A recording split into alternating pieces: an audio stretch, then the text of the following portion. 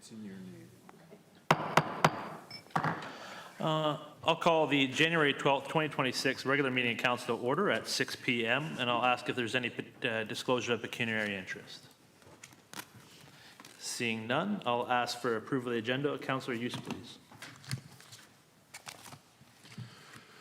Moved by myself, Councillor Hughes, seconded by Councillor Helleroo, that the agenda for the January 12th, 2026 meeting for the Town of Ingersoll Council be adopted as presented. Thank you much. Any discussion? All those in favor? Opposed? That is carried. We will now go to the consent agenda for adoption. Councillor Helleroo. Thank you, Mayor. Moved by myself, Councillor Helleroo, seconded by Councillor Pecuniary and Boston, that the items contained in the January 12, 2026 consent agenda be adopted as presented. Excellent. Any discussion? All those in favor? Opposed? That is carried. And that takes us to the December 8th regular meeting of council minutes. Councillor Van Kooten, Boston. Thank you, Mr. Mayor. Moved by myself and seconded by Deputy Mayor Wilson that the minutes from the December 8th, 2025 regular meeting of council be adopted as presented. Thank you. Discussion? All those in favor? Opposed? That is carried. And Councillor Deputy Mayor Wilson, the December 15th special meeting minutes. Moved by myself, seconded by Councillor Bowman, that the minutes from the December 15th, 2025 special meeting of council be adopted as presented. Continue discussion? Favor? Opposed? That is carried. Okay. That administrative business out of the way, we will now go to public meetings pursuant to the Planning Act. Our first one is for CP 2026, ZN 2508. And I will read the opening statement to open the public meeting. I declare the public meeting to be open. This meeting is being constituted as a public meeting held under the Planning Act to consider proposed amendments to Consolidated Zoning Bylaw 04-4160. Any person in attendance, including those participating virtually, may make a presentation to council in support or opposition of the zone change applications. Individuals who wish to receive the decision of council on any application being considered this evening must sign the record of attendance outside of council chambers or submit a written request to the attention of the town clerk, Danielle Richard at danielle.richard@ingersoll.ca. The Ontario Land Tribunal has the power to dismiss an appeal under subsection 25 if an appellant has not provided council with oral submissions at a public meeting or written submissions before a bylaw is passed under this section. The application to be heard this evening concerns application ZN 6-25-08, Wallace Line and Robinson Road, 2862083, Ontario, Inc. Does any member of council have a conflict of interest on the application to be considered? Seeing none, has the clerk received any additional correspondence on the application that is not being noted on the agenda? I have not. Thank you. I now request Planner Heather Sinclair to provide an overview of the application and explanation of the requested zoning amendment. Good evening. Thank you, Your Worship, and good evening, Council. The first application on the agenda this evening is an application to rezone the subject lands to amend blocks 1, 2, 4, 7, and blocks 9 through 7 of the Wallace Line Industrial Subdivision, which is located on the northwest corner of Wallace Line and Robinson Road. The application has been requested to reduce the parking requirement for future industrial development on each of these blocks, to reduce the parking rate for office uses accessory to industrial uses from 1 space per 20 square meters or 1 space per 65.6 square feet of gross floor area to 1 space per 50 square meters of gross floor area as it applies to office uses accessory to industrial uses, and to reduce the overall industrial parking rate from 1 space per 90 square meters, which is 968 square feet of gross floor area, plus 5 spaces, to just a standard 1 space for every 90 square meters of gross floor area. The subject lands are currently vacant and were recently established through an industrial plan of subdivision. The sizes of the blocks subject to this application vary, and it is noted that blocks 3, 5, 6, and 8, which are located adjacent to Robinson Road, are currently in the process of site plan approval with the town and in the process of being developed. No changes are proposed to the blocks within the subdivision that are zoned as open space. Planning staff will be providing council with a subsequent report with a review of the proposal under the direction of the provincial planning statement and the official plan for lands designated as industrial together with comments from staff, and we will provide council with a recommendation at a future meeting. At this time, no comments from the public have been received, and I'm happy to answer any questions from council on the application. Thank you very much. Does the applicant or the representative have any comments to make concerning the application? Yes, please come up to the lectern and state your name, please.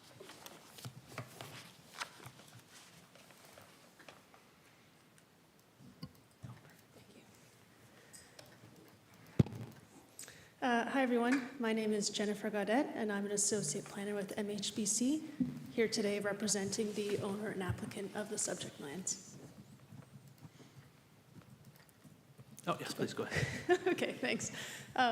As Heather mentioned, the application is a request to reduce the zoning parking requirement as it applies to accessory office. So standalone office would still have the standard rate.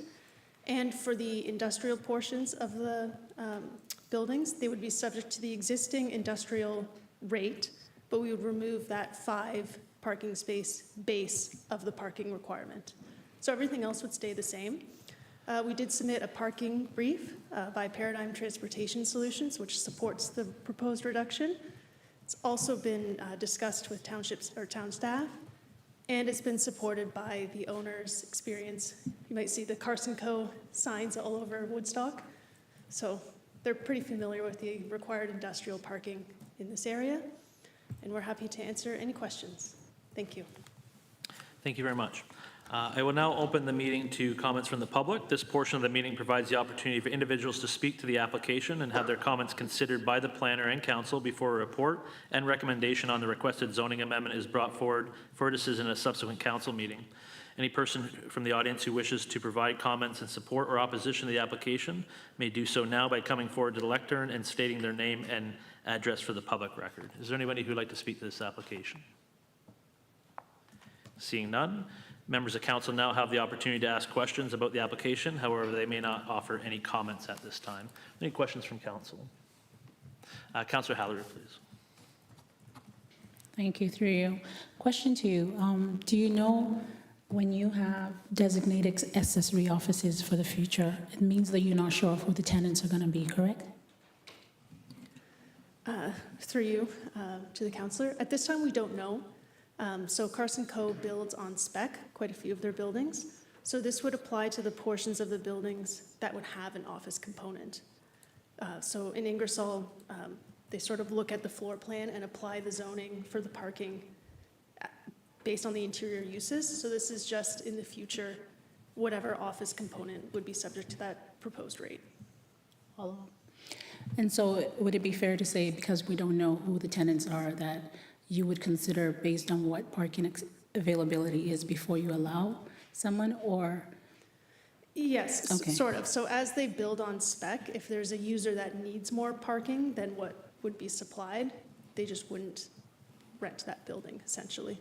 So essentially, they wouldn't be able to rent it, and they wouldn't come to council to ask now for more parking, because we've already made this decision if we do.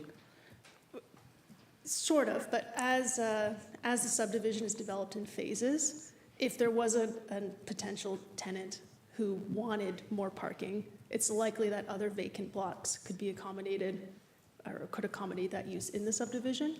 But yes, essentially, once they built it, it would be as is. All right, thank you. Any further questions from council?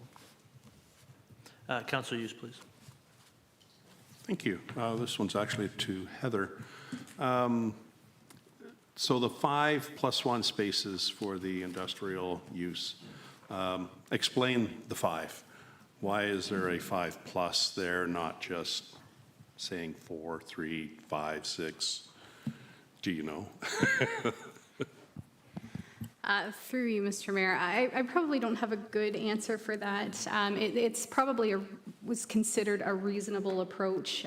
Generally, parking requirements are based on use and gross floor area, but in this instance, the zoning bylaw just requires an additional 5 in addition to the one space for every 90 square meters of gross floor area, likely just to ensure that small industrial spaces have a minimum of 5, I would assume, because industrial uses range greatly in their gross floor area requirements.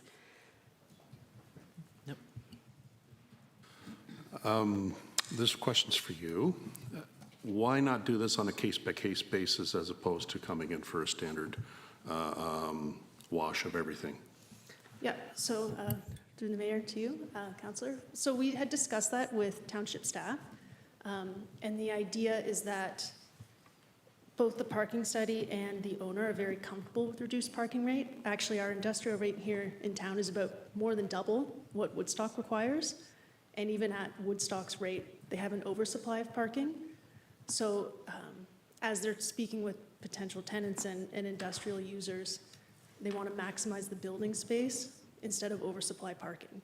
So they thought we'd come in now, just apply it, because we know it's appropriate, to the whole site, and then site plan would obviously be required subsequent to the zoning.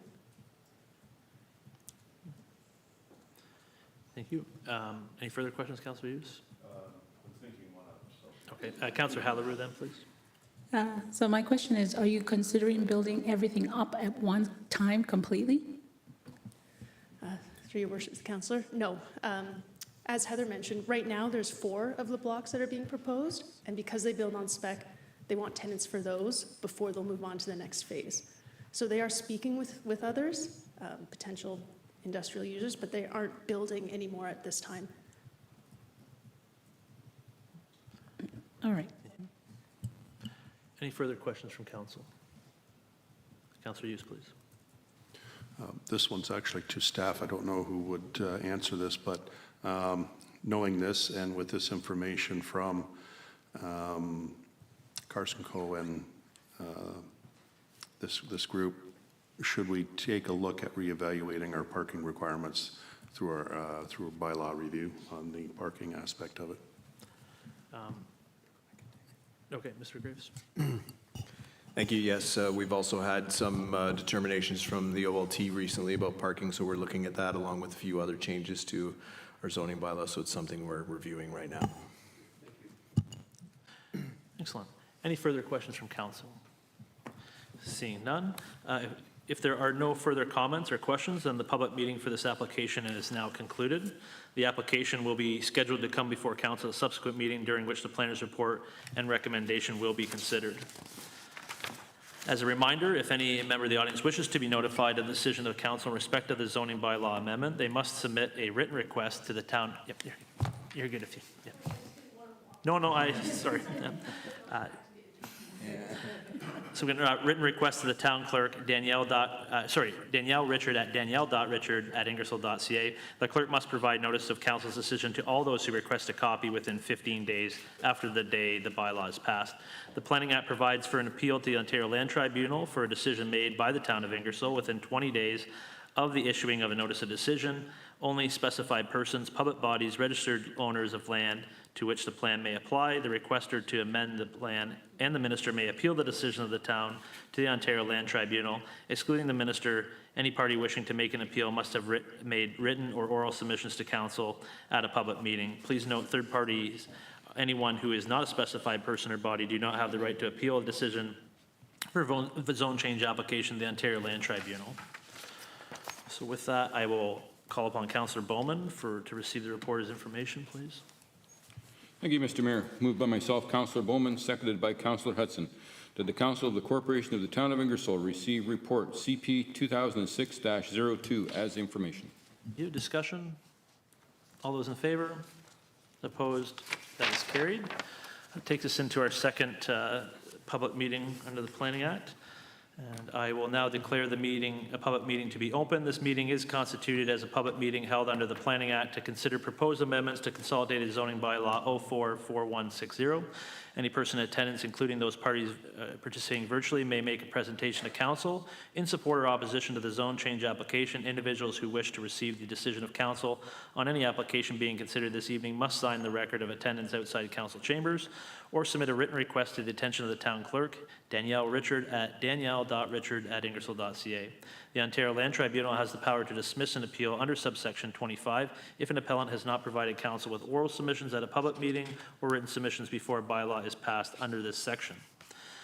The application to be heard this evening concerns application ZN 6-25-09 Harris Street and Foldens Line Dillon Consulting Limited. Does any member of council have a conflict of interest on this application to be considered? Seeing none, has the clerk received any additional correspondence on the application that has not been noted on the agenda? I have not. Thank you. I will now request Planner Heather Sinclair to provide an overview of the application and explanation of the requested zoning amendment, please. Thank you. So council will be familiar with the next applications on the agenda for approval for a draft plan of subdivision and zone change to facilitate the creation of 7 blocks of land and a new municipal road on town-owned lands that were incorporated into the town boundary as part of the municipal boundary adjustment with the Township of Southwest Oxford in 2021.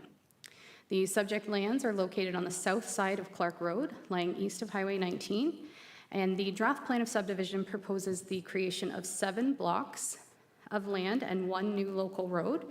And it is proposed that blocks 1 through 4 will be reserved for future development and will be rezoned from the general agricultural A2 zone in the Township of Southwest Oxford zoning bylaw to the development D zone in the town's zoning bylaw until future development proposals are submitted. While block 5 will be rezoned to institutional zone for the development of a new public school, and block 7 will be rezoned a special recreation zone for the development of the proposed new multi-use recreational facility. No new development is proposed for block 7, which is proposed to be rezoned to open space to restrict development due to existing environmental features on that portion of the property. In support of the applications, a number of studies and reports have been submitted, including a noise study, a traffic study, a geotechnical and hydrogeological report, a functional servicing report, an archaeological report, stormwater management report, and an environmental impact report.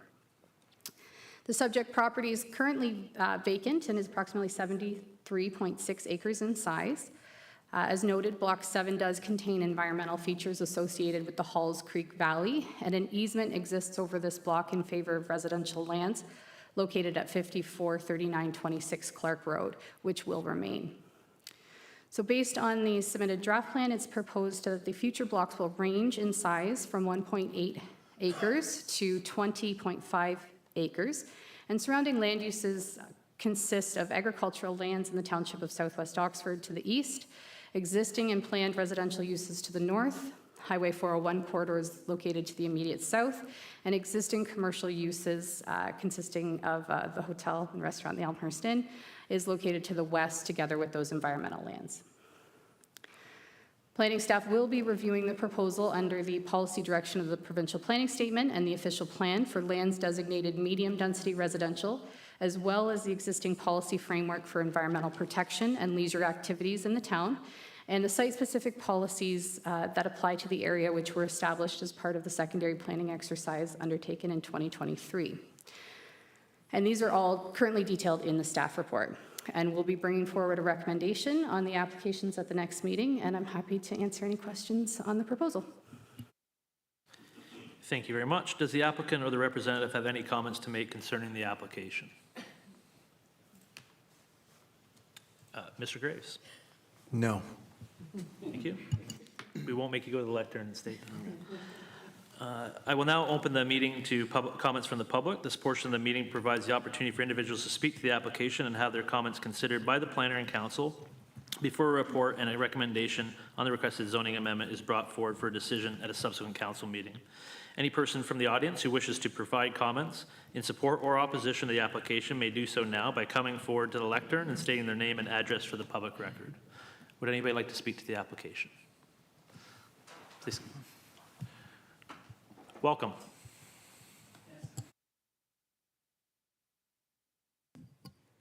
Okay.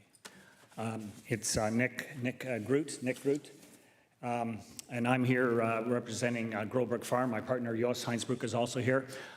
We'll speak in support of this plan. The town came to us initially looking for 30 acres of recreational space, and I see with the 6 acres, the 6 hectares of arena land and the 8 hectares of open space kind of meets our thought about the 30 acres of rec and open space. But we also support the idea of a school, and the retirement home, I think, is great for the town of Ingersoll. So we're speaking in support of it. I do have a question why the other properties, the other blocks 1 to 4 are labeled future development. Our assumption was that it's going to be residential, And why wouldn't that be determined right away? What does the definition of future development, because we would be concerned about having industry going there. Yeah. Can that question be answered now? Mr. Graves. Yeah, it certainly wouldn't be for industrial uses, but it's hard to say what that zoning will be residential and what kind of density. So it's easier for us to do development zone at this time, and then as we get more, and we're not certain going forward, especially given the market, whether we'll be doing like one block at a time or multiple blocks. So this gives us the ultimate flexibility for that for the future, and makes the priorities the most important things, the uses that we know that are already spoken for and that meet those recreational requirements. So that frees us up that way. Okay, no further questions. Okay. Thank you. Would anybody else like to speak towards the application? Seeing none. Members of council now have the opportunity to ask any questions about the application. However, they may not offer any comments at this time.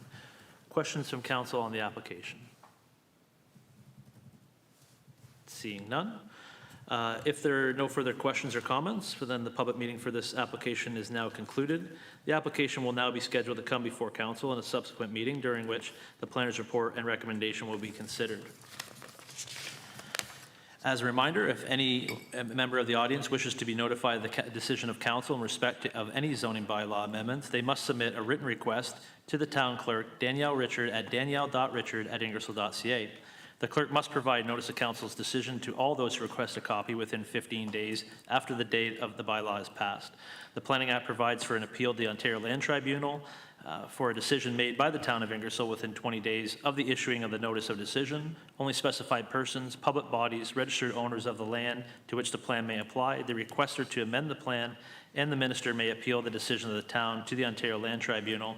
Excluding the minister, any party wishing to make an appeal must have made written or oral submissions to the council at the public meeting. Please note, third parties, anyone who is not a specified person or body, do not have the right to appeal a decision for a zone change amendment to the Ontario Land Tribunal. And with that, I will call upon Councillor Hudson for the report of information, please. Thank you. Through you.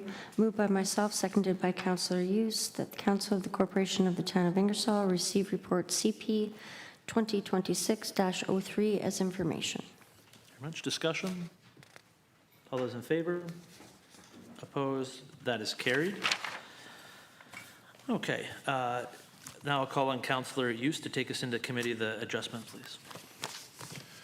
Moved by myself, Councillor Hughes, seconded by Councillor Hellerue, that the Council of the Corporation of the Town of Ingersoll go into Committee of Adjustment meeting to consider the following minor variance application: A-04-25, 423 Thames Street South, Gardens of Ingersoll, Inc. Thank you. Discussion? All those in favor? Opposed? That is carried. Take that off. Okay, we're now in Committee of Adjustment, and we have one public meeting to deal with during that. So I will now declare the Committee of Adjustment meeting open. The Committee of Adjustment is authorized to consider application for minor variances from the Town of Ingersoll zoning bylaw under Section 45 of the Planning Act. The meeting is being constituted as a public meeting under Section 45(6) of the Act for the purpose of receiving public input on the requested minor variance, which will be considered this evening by the planner and Committee of Adjustment before a decision of the application is made at a future meeting of the committee. We ask anyone in attendance at this meeting who wishes to receive council's decision on the application being considered to sign the attendance record on the table outside the council chambers. Anyone attending virtually is to submit a written request to the town clerk at danielle.richard@ingersoll.ca. Does any member of the Committee of Adjustment have a conflict of interest on the application being heard? Seeing none. The application to be heard concerns A-04-25423 Thames Street South, Gardens of Ingersoll Incorporated. Has the Secretary of the Committee received any additional correspondence on the application that is not noted on the agenda? I have not. Thank you. I will now request that Planner Heather Sinclair provide an overview of the application and explanation of the requested minor variance. Thank you, Mr. Chair. The application for minor variance has been requested to obtain relief from the loading space provisions of Table 5.11.1 to facilitate an addition to an existing retirement residence on the south side of the existing building. The subject lands are located on the east side of Thames Street South, lying north of Clark Road, and contain an existing long-term care facility known as the Gardens of Ingersoll. The proposed addition would facilitate the creation of 31 new units, which would be in addition to the existing 67 units, for a total of 98 long-term care retirement units on the subject lands. The applicant has submitted an application for site plan amendment to facilitate the proposed addition and is looking to maintain the existing loading space arrangement on the north side of the structure, which is located approximately here on plate 3 of the staff report.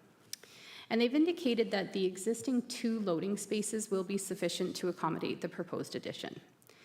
The subject lands are approximately 9.3 acres in size and contain the existing long-term care residence, which was constructed in approximately 2019.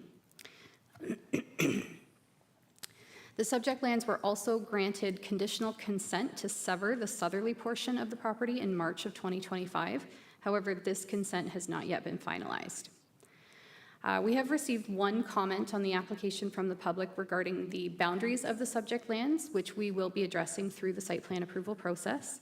And planning staff will be providing the committee with a subsequent report outlining the proposal under the 4 tests of a minor variance, including a review of the policy intent for the community facility designation in the official plan, and the special major institutional IN 2-5 zoning that applies to the subject lands, which has been detailed in the staff report. And I can take any questions that the committee may have. Thank you very much. Does the applicant or the representative have any comments or anything to say concerning the application? Yes, please come forward, sir.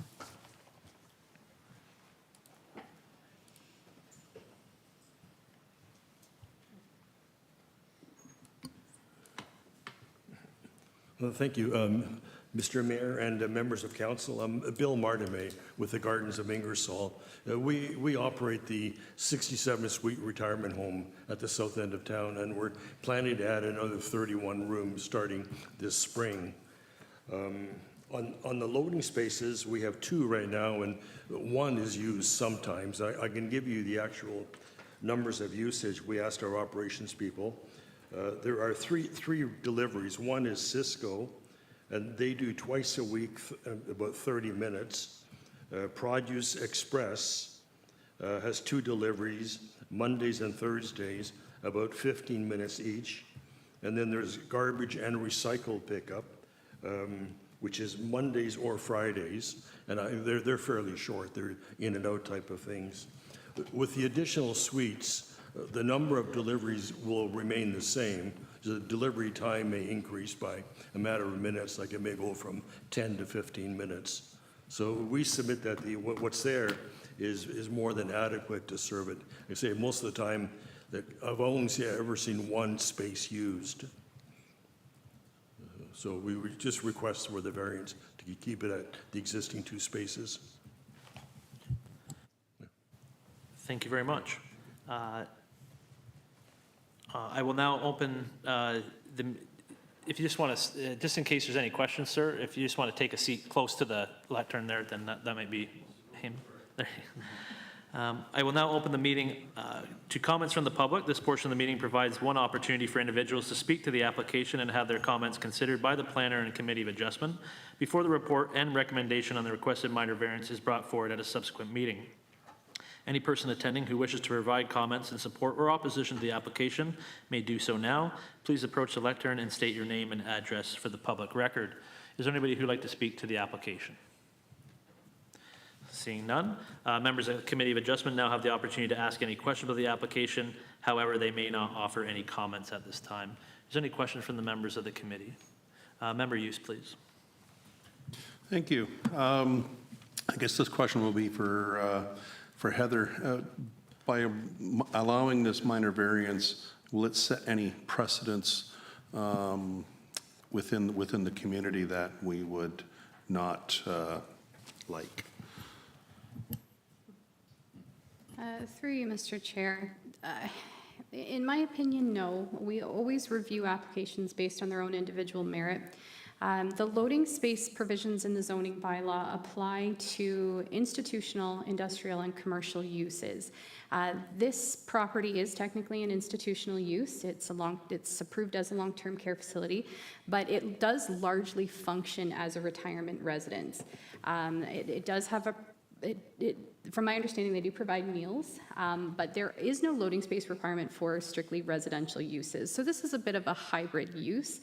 And so I think that the committee will be able to review this under its own merit. And given the unique setup of the use, I don't think that it would result in any precedent setting. Mr. Graves, please. Just further to that, if someone builds a retirement home with 67 units and then expands to put 31 units in and wants to reduce from 3 to 2 loading spaces, it may set a precedent for that, but I think it'd be specific to that use. So I think we can scope it. Any other questions from the committee? No, Member Halleru, please. Question I have, was this part of like a future expansion that you already had from the onset, or is it just now an addition based on like need, necessity?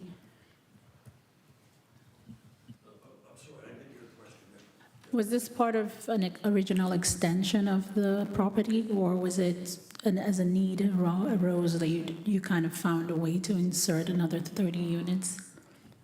Sorry, it's an extension to the building. We have an existing building. Yeah. And this is going to be extended further to the south. Yeah, so the question is, was that originally a part of a phase 1, phase 2 expansion kind of thing, or is it just now based on necessity that we've figured out a way to add the 30 units? I'm sorry, it must be my ears are plugged. Sorry, just to clarify if I could. The question is, was this originally a planned expansion, or is this something that's newly? Yes, it was, yeah. Because when we did originally, when we applied for site plan, we applied for the total site. But then we only built the first part just to pay development charges on it, yeah. Yes, I apologize for that. Any further questions from members of the committee? Seeing none, if there's no further comments or questions, then the public meeting for this application is concluded. The application will be scheduled to come before the Committee of Adjustment a subsequent meeting during which the planner's report and recommendation will be considered and a decision will be made. As a reminder, if any members of the audience wishes to be notified of the committee's decision in respect to the minor variance, they must either sign the attendance sheet that is located in the foyer outside of council chambers or submit a written request to the Secretary of the Committee of Adjustment, Danielle Richard, at danielle.richard@ingersoll.ca. The Secretary must provide notice of the Committee of Adjustment's decision to all those who request a copy within 10 days after the committee renders this decision.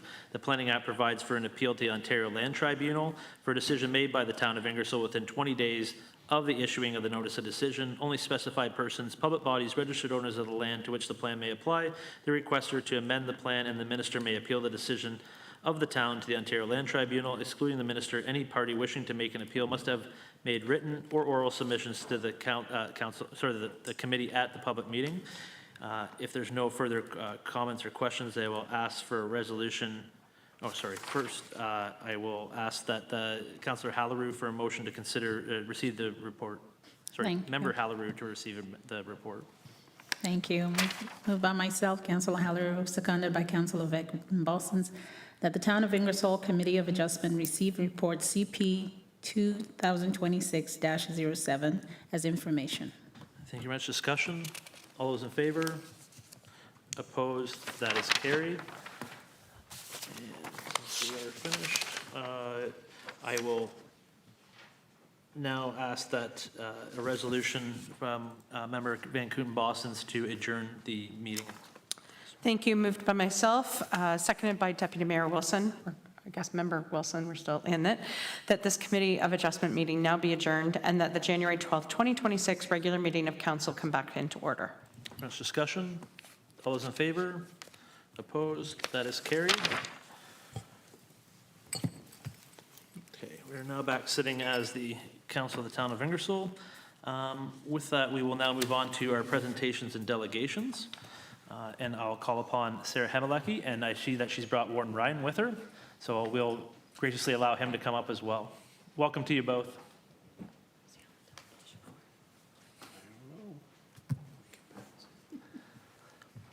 As with all delegations, please, with all delegations, please keep in mind that council has read everything that's provided and try to stick to the 10-minute time period if possible. I'll do my part. I can't make any promises. That's what I'm. That's who I'm looking at. Just kidding. I actually do tend to talk a lot too, so I will do my best to try to keep it brief. Good evening, Mayor and councillors. We are happy to be here tonight and to finally be presenting the final draft version of the new Community Safety and Wellbeing Plan for Oxford County. As mentioned, my name is Sarah Hemelecki. I'm the Manager of Strategic Initiatives and Intergovernmental Relations for the County of Oxford. I have brought the warden with me, who is the chair of our current existing steering committee, and we are happy to highlight a few key things, knowing that you have in fact read everything. So we will highlight a few key things as well as be available for any questions that you may have. So I won't bore you all with the details of community safety well-being plans. I'm really hopeful that by now everybody is at least somewhat familiar with what they are and what they do. They are legislated plans. Here within Oxford County, we have one plan for 8 of the area municipalities. That plan was endorsed in 2021, and Oxford County is currently leading it on behalf of the area municipalities.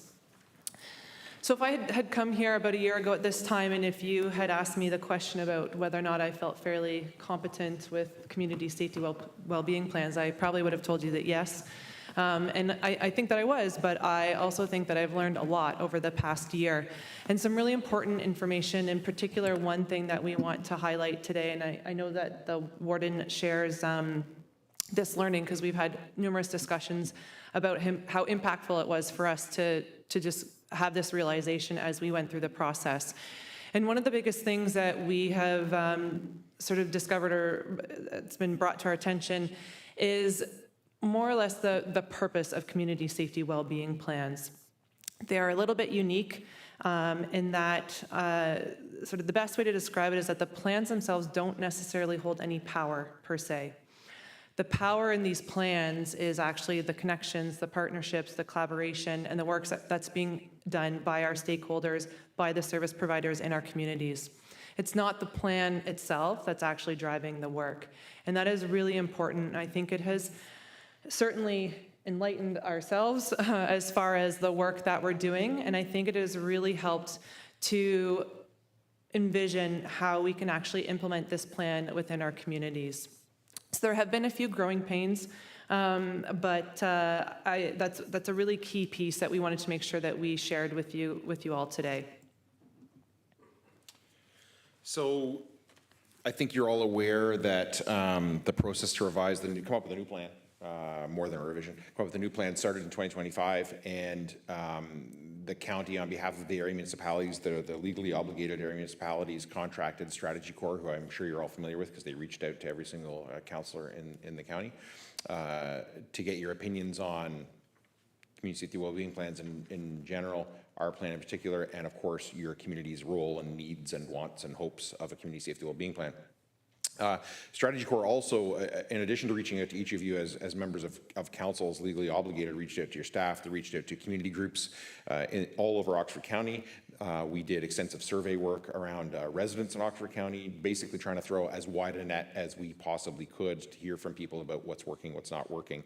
And then presented a draft to Sarah about, so here's what we've heard so far, here's where that's at. Sarah went through that with them, and then that revised draft is what was presented at the summit in November. And we got feedback from that, and then Sarah has worked with Strategy Corps based on that feedback from the summit, and the plan that is in your agenda package today is a result of all that initial round of feedback, the revisions based on the feedback in the draft, the summit and the revisions based on that, and here we are today, largely asking your council to approve this based on the opportunities for input that each of you have had, your overall council, your staff, the community groups working in Ingersoll, have all had on that, and say, this is the plan. As Sarah said, the nature of a community safety well-being plan is that it is a plan only. So to some extent, unlike a lot of other services that municipalities, policies and services that a lot of municipalities adopt, it doesn't do anything other than facilitate a plan for community groups that are already working in our communities to work together for the safety and well-being of our residents. It's really up to them, other than us, to commit that these are the priorities that we would like them to focus on. Switching gears a little bit, we will talk a little bit about the actual priority areas themselves. When the plan was originally endorsed by the municipalities, there was actually 4 priority areas. Gender-based violence was added kind of partway through, if you will recall. I believe that was during this term of council, I think early in 2023. And then this new plan has 6 priority areas. One of the ones being added is affordability and economic stability, and I think that that one is definitely a reflection of concerns from our communities as far as food security, poverty, affordability, things like that. It is a big topic, and it's one that, to be honest, I don't know exactly how we're going to go about tackling it, but that is, again, the nature of the plan, where we will help to make connections, reach out to groups in our communities that are doing this work, and see, A, what's already happening, and B, what else can we be doing, and try to help sort of fill in those gaps. The other one I want to highlight is the people and belonging. So this, what existed in the current version is diversity, equity, and inclusion. The title has been changed, and I think it has been changed to be a little bit more reflective of our community and sort of the goals and purpose of that particular priority area. Ultimately, at the end of the day, part of feeling safe and well in our communities is that for our residents to feel like they belong. And so we hope that this change in wording is an even better reflection of the type of work that's happening within that priority area. A couple of other key changes to highlight. One of the most significant changes, in my opinion, is that Oxford County Council has included so far in their budget for 2026 a new full-time position that will be dedicated to this work. That was a recommendation from the consultants, and pending the final sort of bylaw approval on Wednesday at County Council, we will officially have a new full-time position to do this work.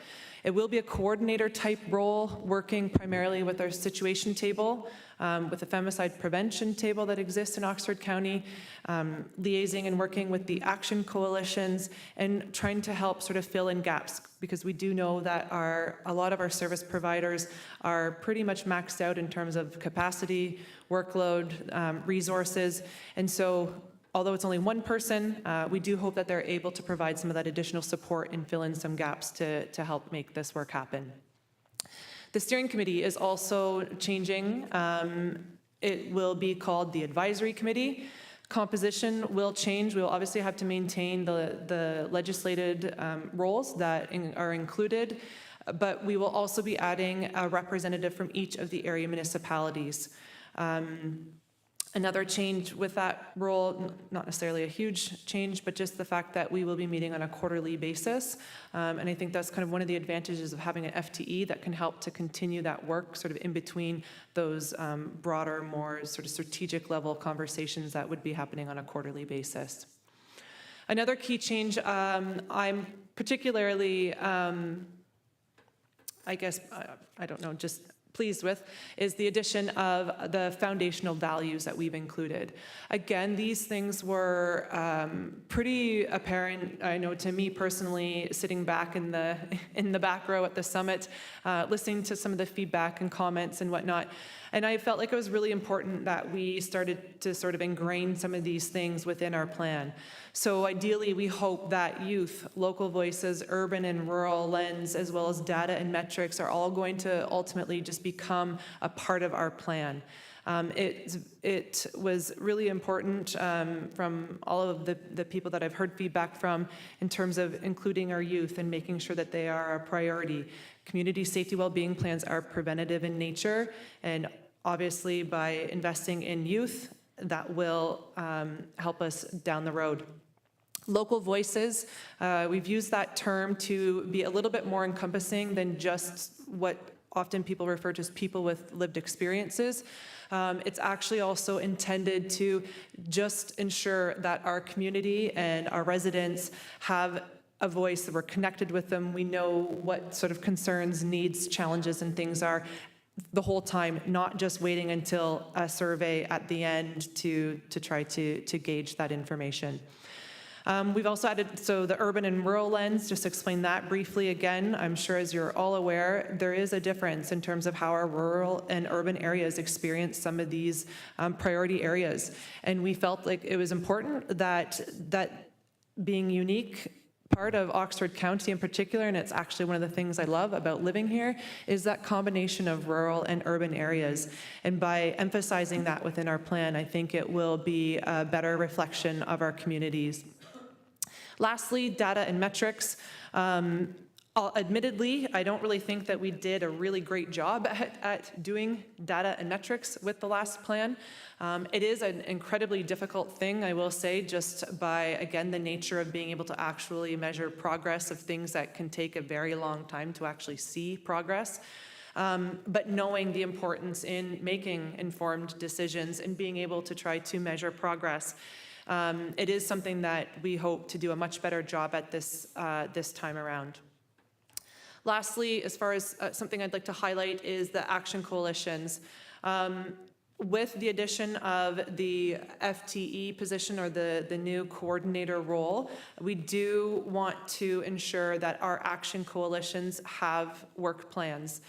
Some of them have kind of operated in the past in that way, but we want to make sure that that is something so that we can have more accountability to those action coalitions and making sure that everybody is in fact working towards the shared goals of the plan.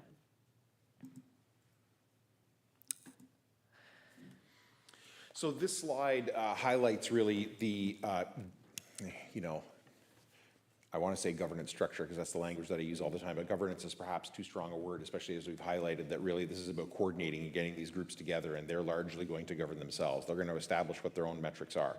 But at the center, you see the coordinator, and the coordinator is going to, as Sarah said, ensure that the meetings happen, that they are, that they have quorum, that there's an agenda, and then work with, the situation table, femicide prevention tables as well, immediately adjacent. While they're not, strictly speaking, one of the action coalitions, they obviously do work that is, highly adjacent / overlapping with the goals of the Community Safety Wellbeing Plan. Obviously with the advisory committee, and then with the action coalitions themselves. Around the outside of that, you can see those foundation, the priorities of youth, local voices, data metrics, and rural and urban lenses. Below that, you can see the priority areas listed out, all 6 of them, and that Heart Hub and Wellness Center in the bottom right, again, not technically part of the Community Safety Wellbeing Plan, but obviously in the nature of the Heart Hub, which the county partners in the transitional housing component, is a lot of work that is collaborative, overlapping, complementary to Community Safety Wellbeing Plan. Off to the right, you have your shared commitments and your success enablers. So that is sort of the roadmap of how the advisory committee and the coordinator are going to navigate what the advisory committee and all of the action coalitions are going to be doing and spending their time on, and what is going to focus their time. But again, then the main issue here is to get these groups together and have them establish their own metrics, what their goals are, and then the coordinator is going to help them to work towards achieving those. Okay, that's it for us. We are open to any questions. Thank you very much. Questions of the delegation? Councillor Halleru, please. Thank you. Wonderful presentation, and I know it took a very long year having meetings, I remember. Question I have is, were we able to come to a point where we identify the sustainable funding streams that we're going to consistently focus on making sure we get so that this becomes a success story? I'll start with the response. No, the short answer is no. There is not a current sustainable funding source from the province to support this work. We are doing some advocacy specifically for that. We've been year and a half, almost 2 years of conversations, much like any advocacy that's pretty standard as far as trying to get progress. I would say that as of right now, the most sustainable funding has been through the county and having an FTE added to the budget. And there is also the grant program through the county, which also does provide some funding specifically for projects that are connected to the Community Safety Wellbeing Plan, but nothing from the province, unfortunately. Have we looked at federal programs that might support us with this initiative? Not specifically, to be honest. I mean, in general, if we were made aware of a funding envelope that met that we were able to meet the requirements for, would we put it in application or at least explore it? Yes, I think that we would. But currently, we're not actively or specifically applying for any right now. I think one thing I would add to that is in terms of funding, we're really pursuing, to your first question, sustainable ongoing funding. So that's why our main focus has been the county funding it through an FTE in our 2026 budget, but also pursuing it through the province because it's their legislation to say to the Solicitor General Kersner, to our MPP, to the Minister of Finance. I talked with Minister Flack today about it to say, this is your legislation, you require that we do this, you should fund this. Whereas if we were to get federal money, maybe we get it 1 year, maybe we get more or less the year after, maybe it goes away. And I frankly would hate to see this plan and the intentions of this plan to sink or swim based on funding that was not within our control and not sustainable. Further questions from council? Seeing none, I want to thank the delegation very much for doing a very good job of keeping it on time and providing great information. And so with that, I will call upon Deputy Mayor Wilson, please. Moved by myself, seconded by Councillor Bowman, that the Council of the Corporation of the Town of Ingersoll receive the report entitled Safe and Well Oxford Plan Update as information, and that Council approve the updated Safe and Well Plan as attached to the January 12th regular meeting agenda titled Safe and Well Oxford Community Safety and Wellbeing Plan, Final Draft 2026 to 2029, and further that Council continue to endorse Oxford County to lead the implementation of the Safe and Well Oxford Plan on their behalf with the addition of a full-time equivalent position as added to the county budget for 2026. Thank you very much. Discussion. Deputy Mayor Wilson, please. Thank you, Mayor, through you. Thank you to Sarah and Warden Ryan for giving this update. I had the pleasure of being at the summit and having the opportunity to provide feedback on the draft and be engaged in the process. And I'm really happy to see where it landed. But I will say, without that FTE, it would be really tough for me. It would be hard to go any further than where it is. So I recognize all the hard work that's been done, but I'm happy to see that there's an opportunity to have FTE, and hopefully that person can help everyone get behind the plan, and we'll see some results. But I'm happy that the county put that in, because I can hear from the partners and probably staff and other members that without that support, it's tough to go much further. So happy to see this on the agenda. Excellent. Further comments from council? You know, I love taglines. It's the county one of growing stronger together, and this is what it's really about. You talk about efficiencies. You know, each one of us, 8 municipalities, is mandated under the province to be able to do this, but every minute the 8 municipalities came together and said, hey, we can do this more efficiently. Let's all work together, and that's continued to happen. And really, you know, stated it's a plan, but you can see when those priorities come up, each one of us know that that is a priority area within our community. So, you know, that came from the community, and so having resources to put towards that. I certainly want to thank Warden Ryan for putting forward his amendment that really sunk that into everybody's heads at County Council that, we can do this together, or we can all do this individually and incur higher costs and maybe not get as well as knowledge of that what's happening across our borders. Because let's be honest, what happens in Ingersoll doesn't stop at Ingersoll, it's interconnected. So there's a plan there. We're being well served by cooperating with each other, and we can all benefit from that. So certainly in support of the work that's done and the things that we have before us, and the effort that's gone into that. And again, you can't, it is a plan, but the hardest thing, there's a thing called herding cats. Each one of these organizations is trying to do something, but to have someone to try to put that together and really try to, because our goals are their goals, but are they the same exact? Probably not, but trying to coordinate that is important. So I think that is an important piece of that. And it's a second round, Sarah and Marcus has said, the Warren said, is that there's a lot of learning that's happened. So it's great to see that be reflected in the document, and to chance to have real impacts on people of Oxford's lives to be able to make them better. So again, certainly in support of that. Any further discussion? All those in favor? Opposed? That is carried.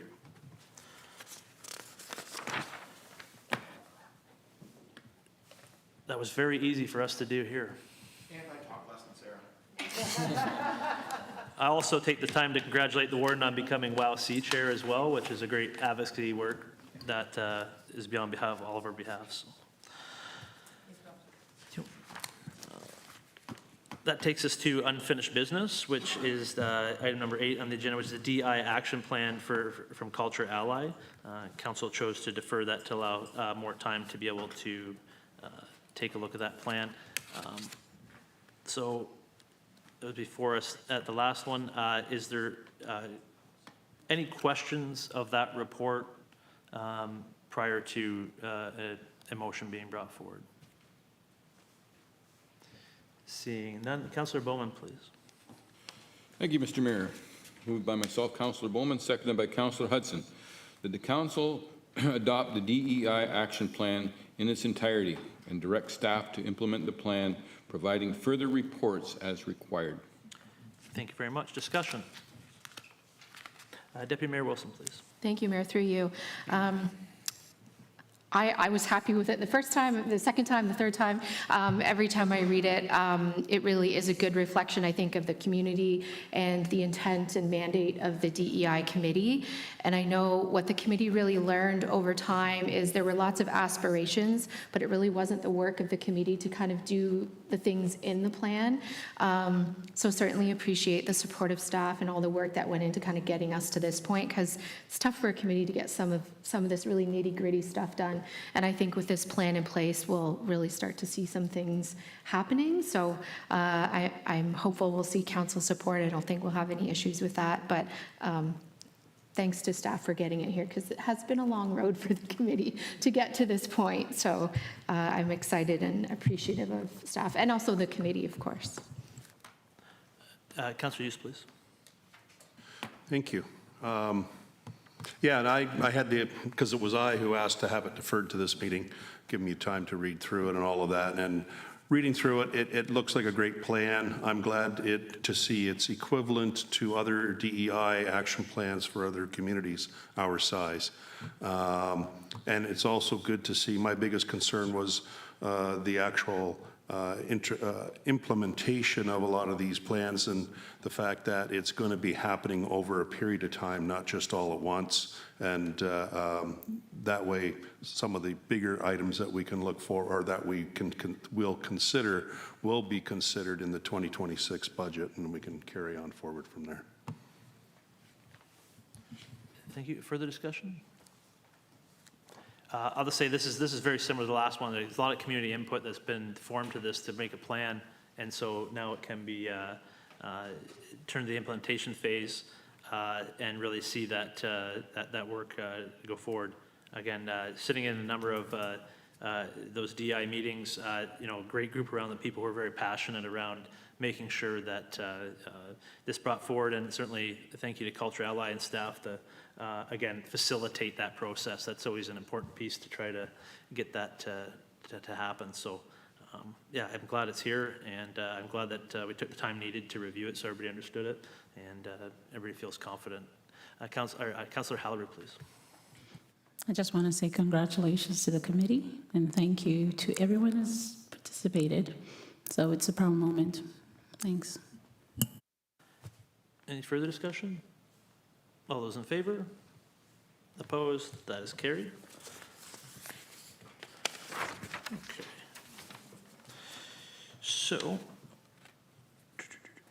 So this takes us down to our staff reports, and our first one is CP 2026-1. I will turn that over to Heather Sinclair, please.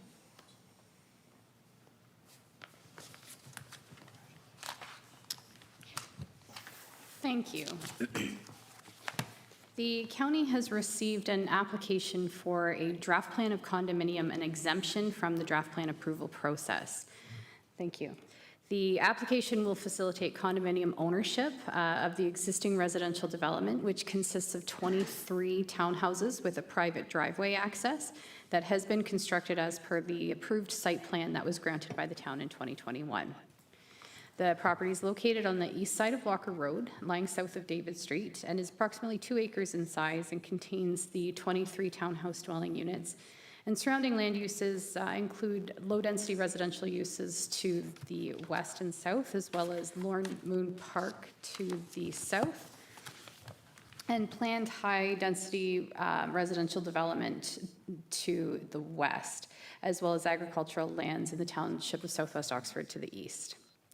So each unit will have a private front yard, and including a parking area, as well as a private rear yard amenity space. And the proposed condominium development does include a shared green space element and visitor parking. So for council's reference, applications for condominium approval can be dealt with generally in one of two ways under the Condominium Act.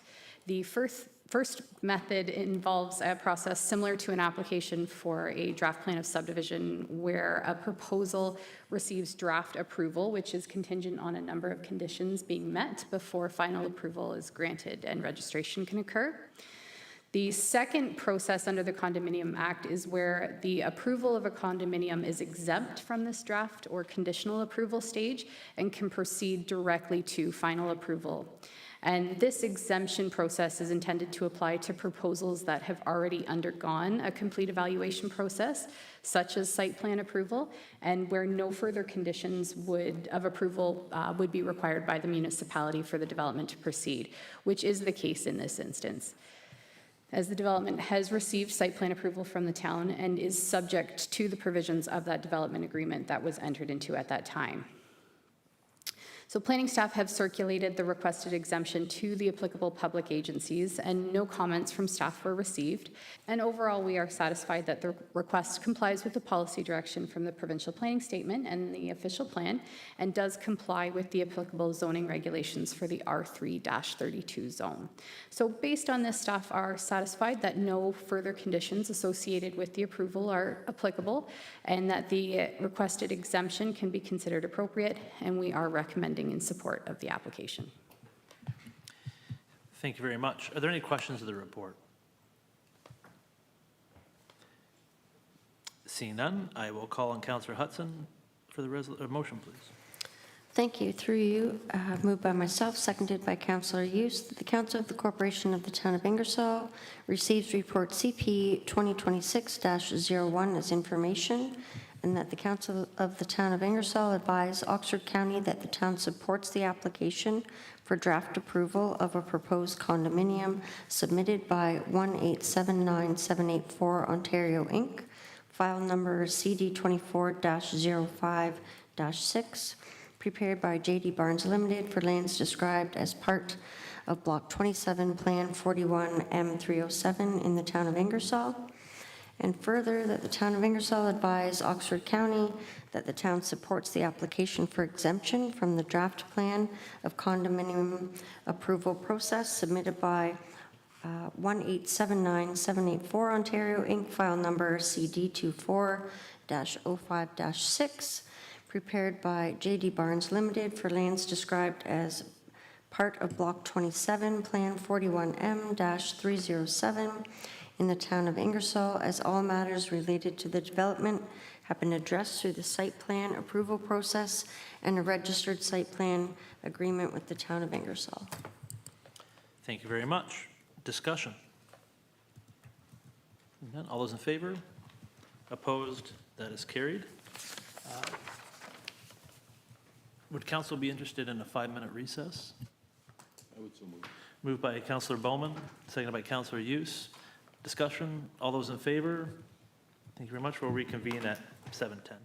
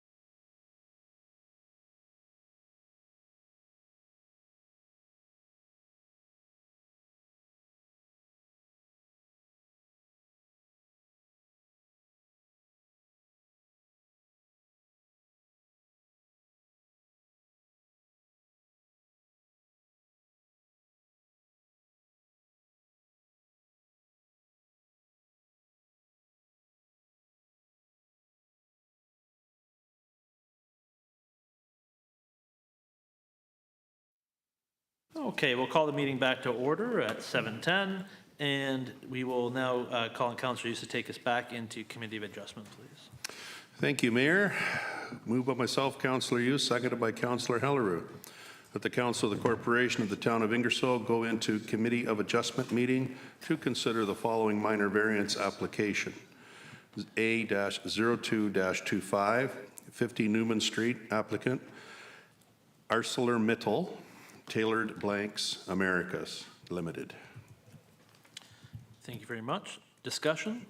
All those in favor? Opposed? That is carried.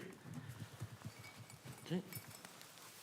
We are now in Committee of Adjustment, and I will call on Heather Sinclair, CP 2026-6 report, please.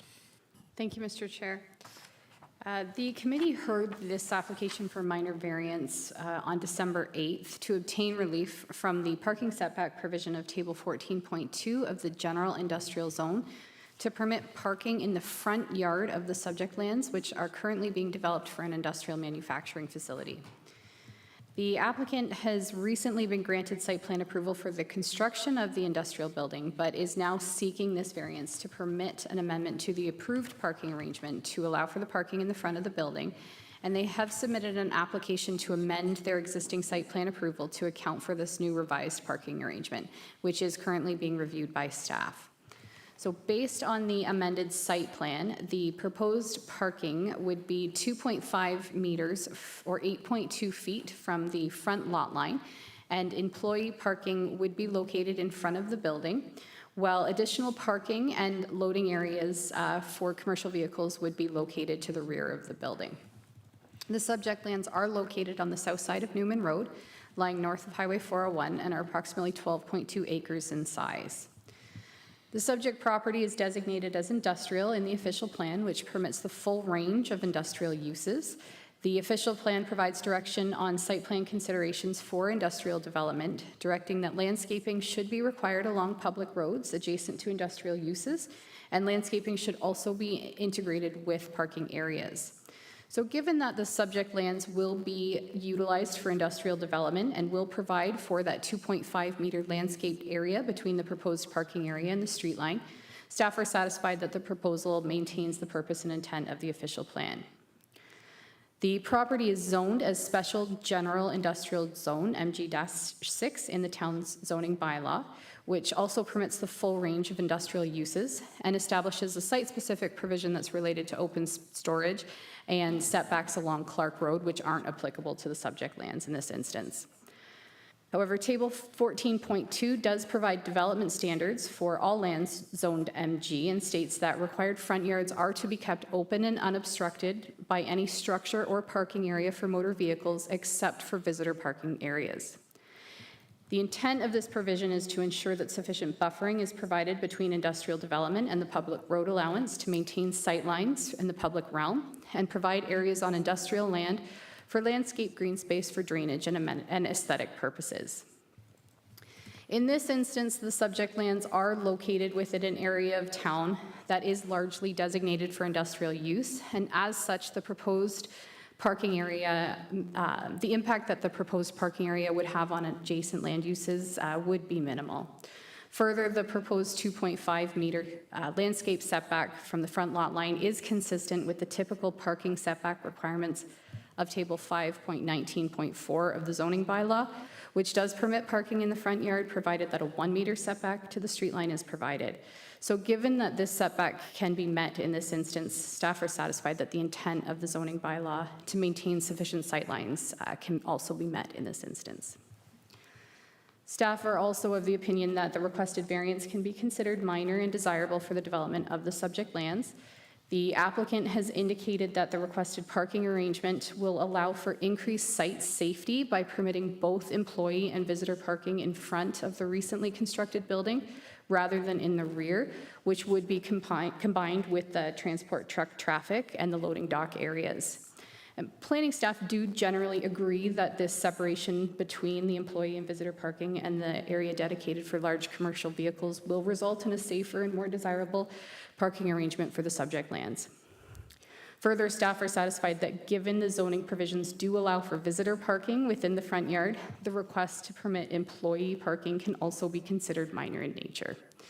No comments or concerns were received from any of the public agencies or neighboring property owners circulated, and staff are satisfied that the requested variance meets the 4 tests of a minor variance and can be supported from a planning perspective, and we're recommending approval of the application.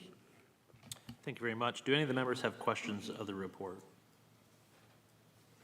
Seeing none, I'll call on Member Halleroot, please. Thank you. Through you. Moved by myself, Councilor Halleroot, seconded by Councilor Backward-Balsons, that the Town of Ingersoll Committee of Adjustment approve of application file number A02-25, submitted by Ursula Middle, Tailored Blanks Americas Limited, for lands described as Block 4, Plan 41M-375 in the Town of Ingersoll, being municipally known as 50 Newman Street, Ingersoll, as it relates to 1. Relief from Table 14.2, General Industrial Zone Provisions, use of front and exterior side yards to permit required parking for an industrial use within the front yard of the subject lands, as the proposed variance is considered to be A, minor variance from the provisions of the Town of Ingersoll zoning bylaw 04-4160, 2, desirable for appropriate development for land use or use of the land. 3, in keeping with the general intent and purpose of the Town of Ingersoll zoning bylaw number 04-4160, and 4, in keeping with the general intent and purpose of the county official plan. Thank you very much. Discussion? Seeing none, all those in favor? Opposed? That is carried. Do the clerks have for the signage, is that prepared? If it's not, yes, it is prepared, says the deputy clerk, yeah. Okay, maybe we can circulate that now before we adjourn, just to have that done if that's possible. I think we're looking at Councillor Hughes. Does Councillor Hughes has it as in his package? Okay. Yeah, if we could just make sure that way it's done this evening, and if we just move it along, so. So I'll call on Councillor Van Kooten-Bossens to adjourn the Committee of Adjustment, please. Okay. Moved by myself, Member Van Kooten-Bossens, and seconded by Member Wilson, that this Committee of Adjustment meeting now be adjourned and that the January 12th, 2026 regular meeting of Council come back into order. Thank you very much. Discussion? All those in favor? Opposed? That is carried.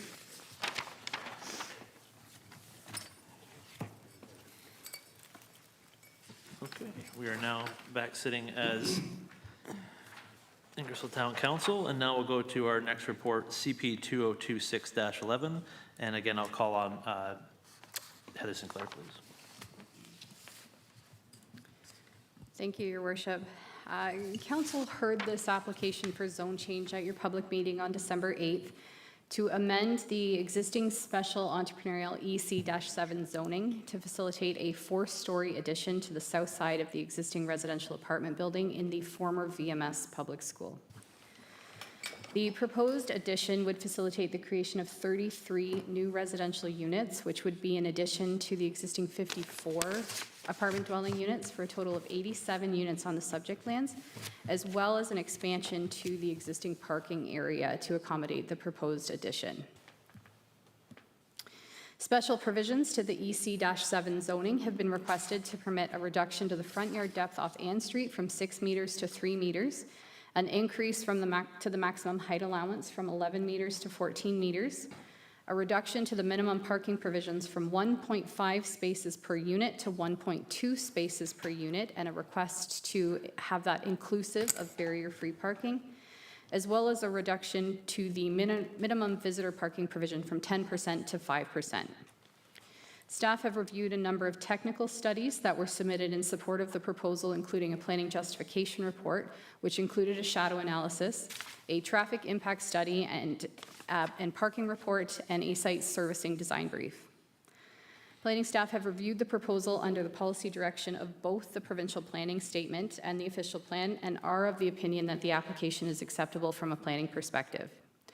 With respect to the PPS, staff are satisfied that the proposed addition is consistent with the policy direction to provide for an increased range and mix of housing and will result in appropriate residential intensification and the efficient use of land within the settlement area, as well as the efficient use of municipal resources that will optimize existing and planned infrastructure and public service facilities, particularly given the location of the subject lands, which are in proximity to the downtown core, which makes it accessible to many of the town's existing public service facilities.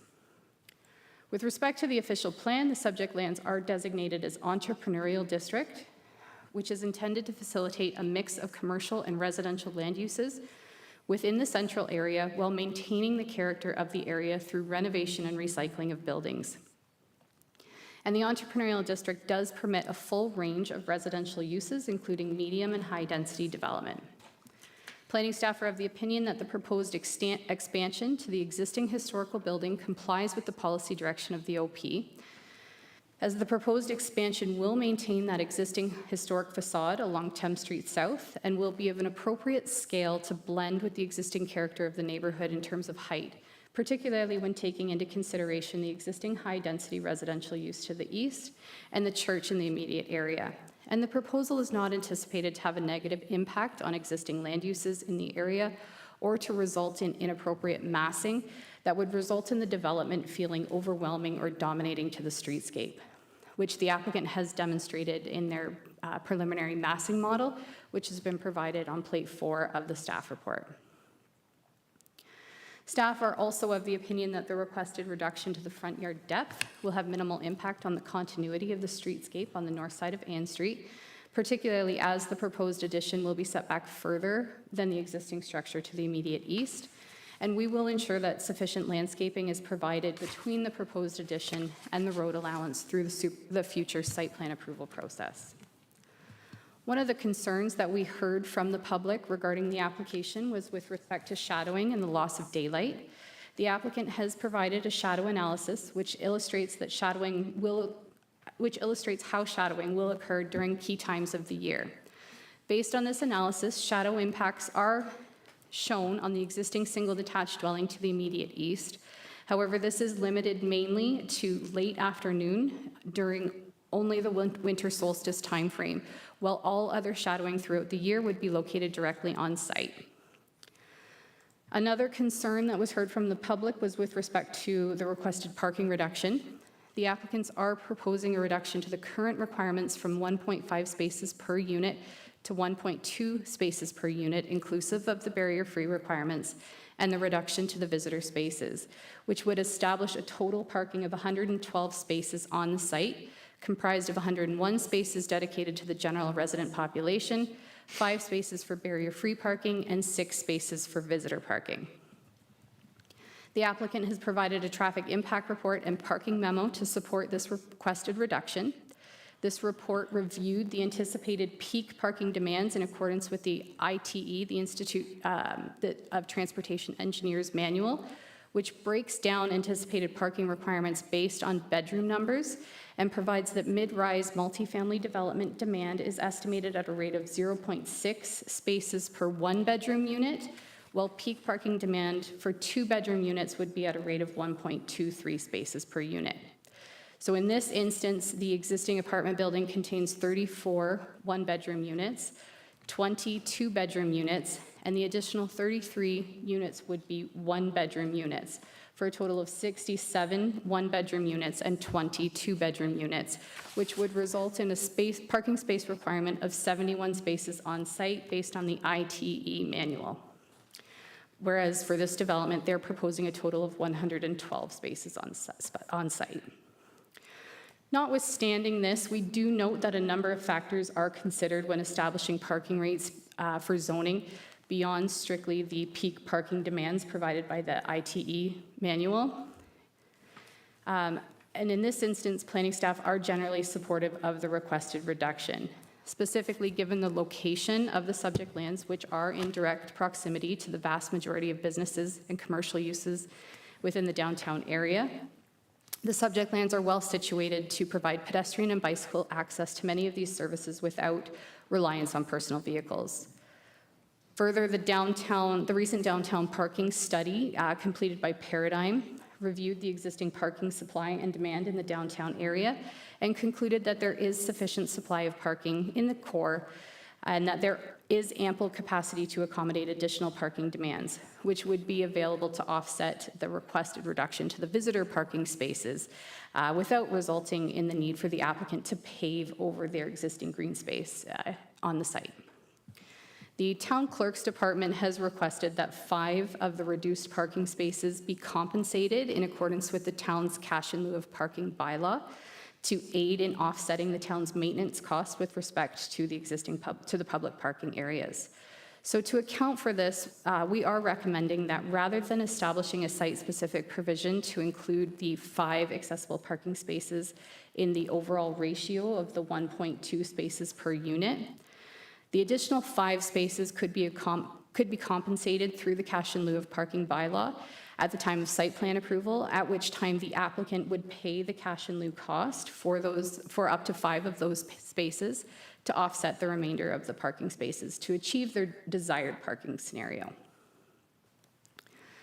So while it is noted that parking was listed as a concern from the neighboring property owners, these concerns were largely related to the existing on-street parking issues that are created by local businesses and the institutional uses during their peak business hours. And overall, staff are of the opinion that sufficient parking to serve the needs of the proposed addition can be accommodated on site, and the existing parking issues in the area should be addressed through the town's bylaw enforcement procedures to lessen any impact from these existing uses on the adjacent neighbors. Additional concerns regarding traffic were raised with respect to the safety of the intersection at Thames Street and Ann Street, or at Thames and Canterbury. The traffic report was drafted using the trip generation estimates and estimated that the proposed residential development would generate a total trips of 11 trips during the peak morning hours, 12 trips during the peak evening hours, which, in the opinion of the report, would result in a nominal impact on traffic operations in the area. However, the town engineering department has requested that a review of an analysis of the intersection be undertaken to determine if an all-way stop is warranted at that location, which would occur at the time of site plan approval. Concerns provided at the public meeting also included a strain on the existing infrastructure and how details such as lighting, garbage collection, and snow storage would be accommodated. The applicant has provided a site servicing feasibility design brief to review the water and sanitary servicing, which has been reviewed by Oxford County Public Works, who have no issue with the proposed infrastructure use. And we would note that site plan considerations such as lighting, garbage collection, snow storage would be taken into consideration at the time of site plan approval. One concern was raised with respect to the loss of amenity space for the residents being able to accommodate the future parking arrangement.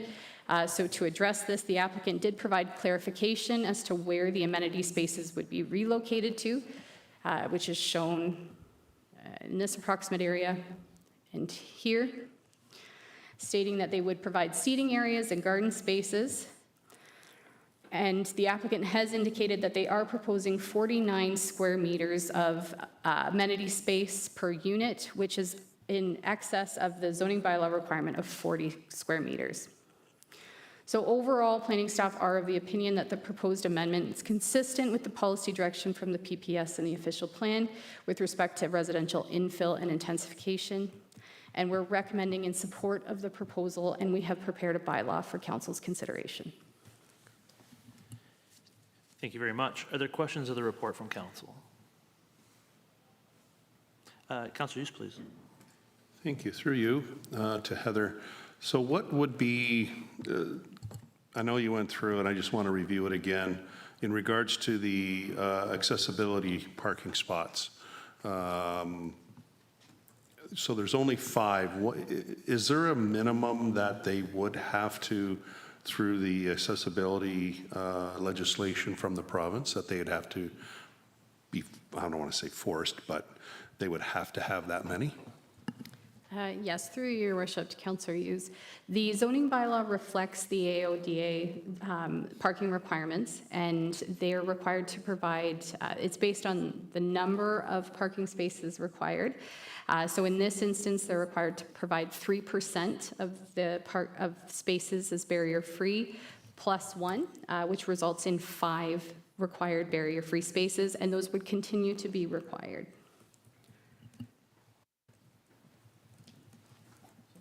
Any further questions on the report?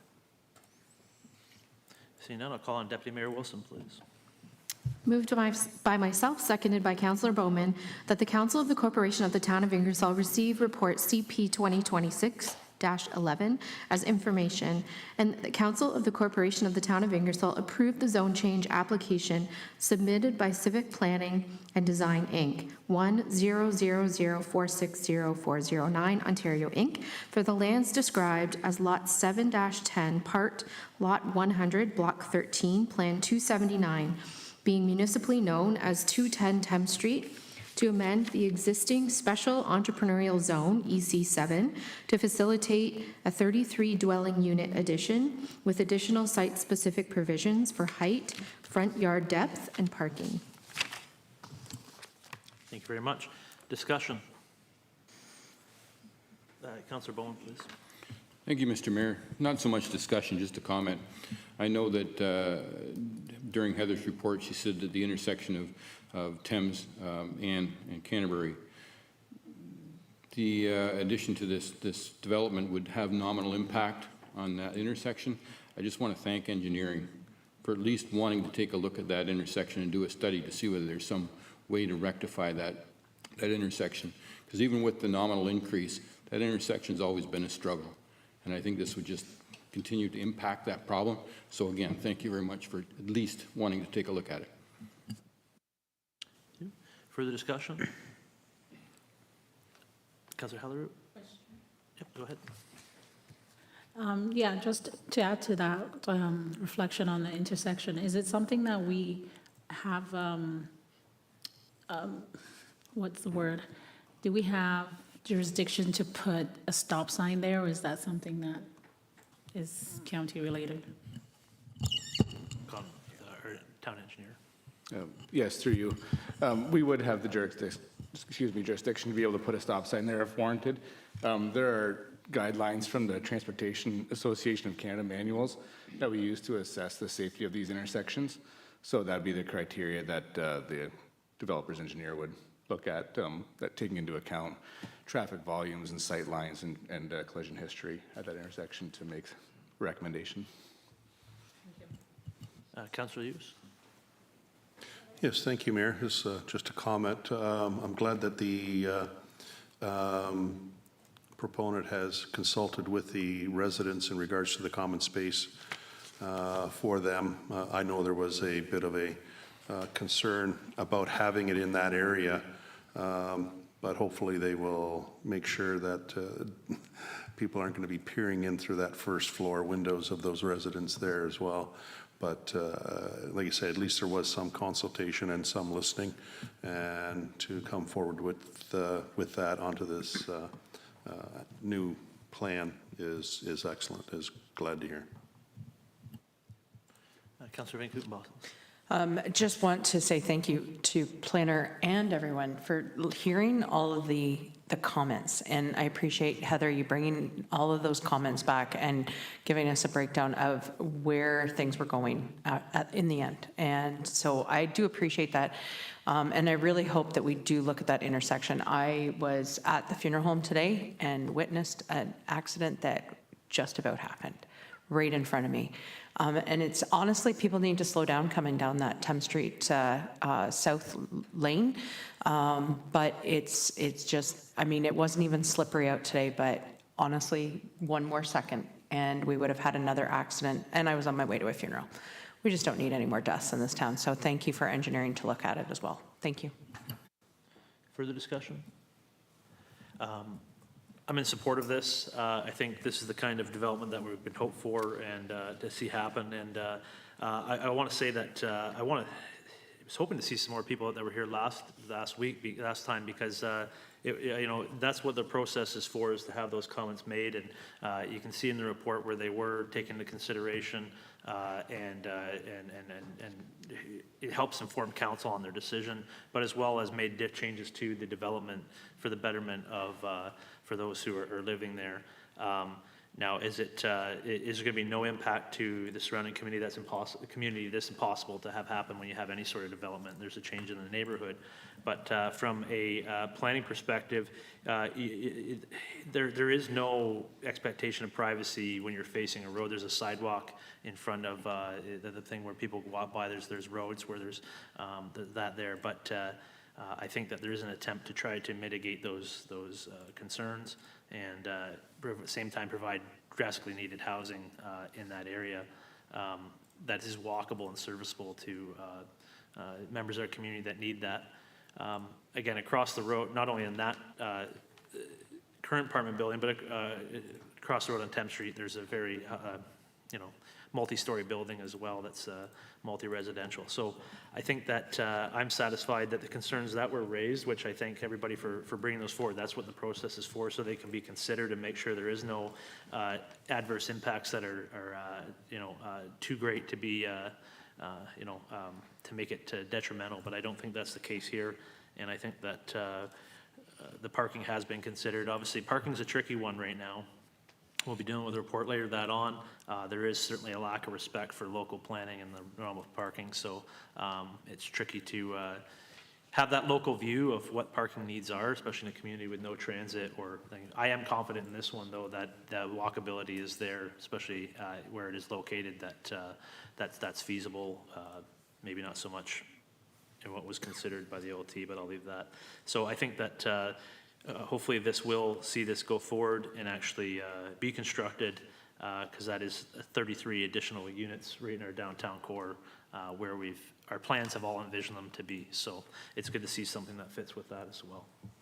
Any further discussion? All those in favor? Opposed? That is carried. That takes us to C-002-26.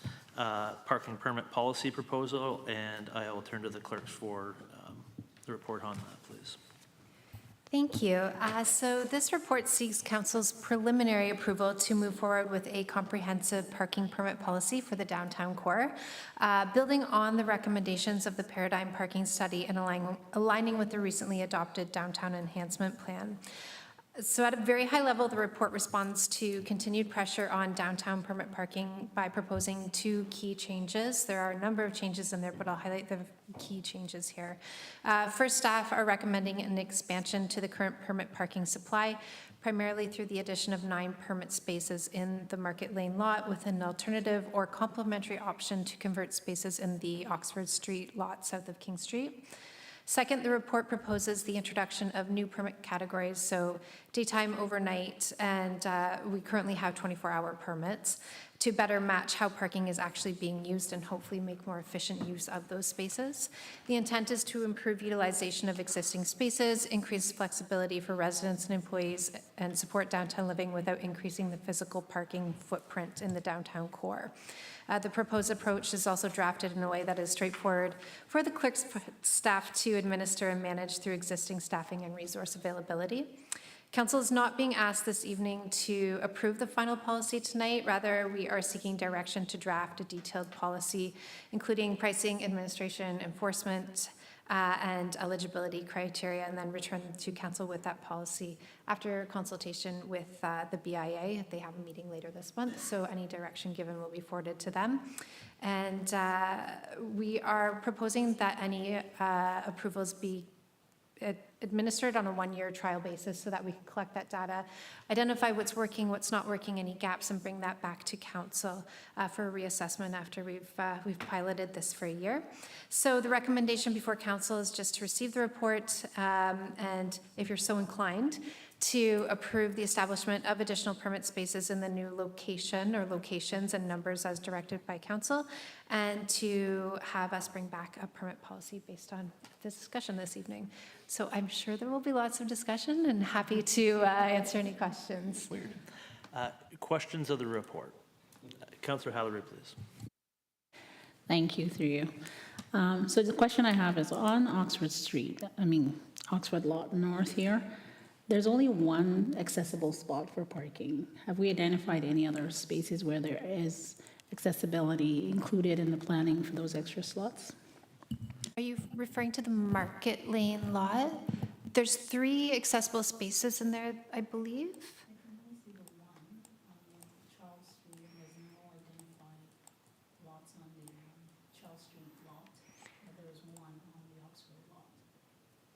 Oh, so Market Lane, I believe, has 3. I'd have to double check. We were just looking at a map today. But as Heather had mentioned earlier, the number of accessible parking spaces is, for off-site parking facilities, is established in the Integrated Accessibility Standard Regulation, which our zoning bylaw aligns with. So it's based on the number of spaces in the entire lot, and then you have to have a certain percentage dedicated to accessible spaces. So we can definitely take a look at that, but my understanding is we are compliant with the Act and the zoning bylaw. Further questions of the report? Oh, go ahead. This might be off topic, but this extra lot that we have from the old burnt building, I'm not sure, the one that I see Old Time Taxi using, if having paid parking and there's an investment component to that we could recoup in the future, is that not a possibility to take a look at whether that can be purchased by the town and made into more parking slots? It is privately owned. I don't know if there's been any conversation with those owners to determine if they would be interested in that. I will refer back to the findings of the paradigm parking study that did say we have sufficient parking, but that we could probably better manage that parking supply that we have. Any further questions of the report? Seeing none, I'm going to turn the chair over to the Deputy Mayor as I will be moving a motion on the subject, or on the topic, so. I believe we have a motion from Councillor. Oh, sorry, I misunderstood. Okay, go ahead. Councillor Bowman was kind enough to allow me to have that. So. Gotcha. Okay. So, moved by myself, seconded by Councillor Van Kootenbosens, that the Council of the Corporation of the Town of Ingersoll receive staff report C-002-26 as information, and that Council directs staff that the proposed 24/7 permit is not included in the policy, that the discount for the 4 months and 12 months permits be reduced to 10% and 15% respectively in the policy, that staff investigate 12 daytime parking permits for businesses and residents who qualify under the policy in the Oxford Street South lot, that staff investigate up to 12 overnight parking permits for business and residents who qualify under the policy in the Oxford Street South lot, with this based on the ability to complete winter control operations effectively in the lot, that staff investigate 8 daytime parking permits for businesses and residents who qualify under the policy in the south end of the Oxford Street North lot, that staff investigate up to 8 overnight parking permits for businesses and residents who qualify under the policy in the south end of the Oxford Street North lot, with this based on the ability to complete winter control operations effectively in the lot, and that staff investigate 14 daytime parking permits for businesses and residents who qualify under the policy in the north end of the Oxford Street North lot, and the staff investigate up to 14 overnight parking permits for businesses and residents who qualify under the policy in the north end of the Oxford Street North lot, with this based on the ability to complete winter control operations effectively in the lot, and that further that council directs staff to report back with a permit policy, parking policy and implementation for the council's direction, inclusive of comments received from the BIA Board of Management. Thank you, Mayor. As the mover, do you wish to speak to that? I certainly do, because I know there's a lot there. I can tell you from living in the downtown core, but also talking to a lot of people within the downtown core, is that we, and certainly staff in the report has highlighted the need for permit parking and the want for permit parking within the downtown core. You can see that there's an abundance of asks. There's currently only 8, and Paradigm had recommended 9 more. But for me, to look at this was, first, I guess I'll go through the motion if that's all right. So the proposed 24/7 permit not to be included. The reasoning behind that is that I'm afraid that people will take a 24-hour permit if they're not needed, and that will nullify a spot. It also makes having later on with the winter control parking, there may not be able to be as many overnight parking spots to be able to accommodate winter control, and so with 24-hour, it may cause an issue with that to be able to do that. So if someone needs 24-hour, they could be able to purchase both, and that would facilitate that. The discount from 4 months to 12 months parking permit, I appreciate staff's recommendations, but I think that it was just too high of a discount. There is cost to operating parking and winter control and all that stuff, and that people I've talked to, they've never had an issue with the price of permits. It's more about just having the ability to have regular parking to accommodate their needs that way. When it gets down to the investigating the 12 daytime parking permits, the investigate part is in there because there's always, it's not that within what was recommended, so obviously we want to be able to have staff to have a look at that. The South Street lot, which is this one over here, I agree with staff that the current public parking needs to be permit parking because it is currently businesses that use that over and over again, and they have to constantly switch, so there's a need for that there. And that would also include raising the amount for staff to be able to park there by 5 spots, and so it's an increase of the 8 that's there and the amount of staff there.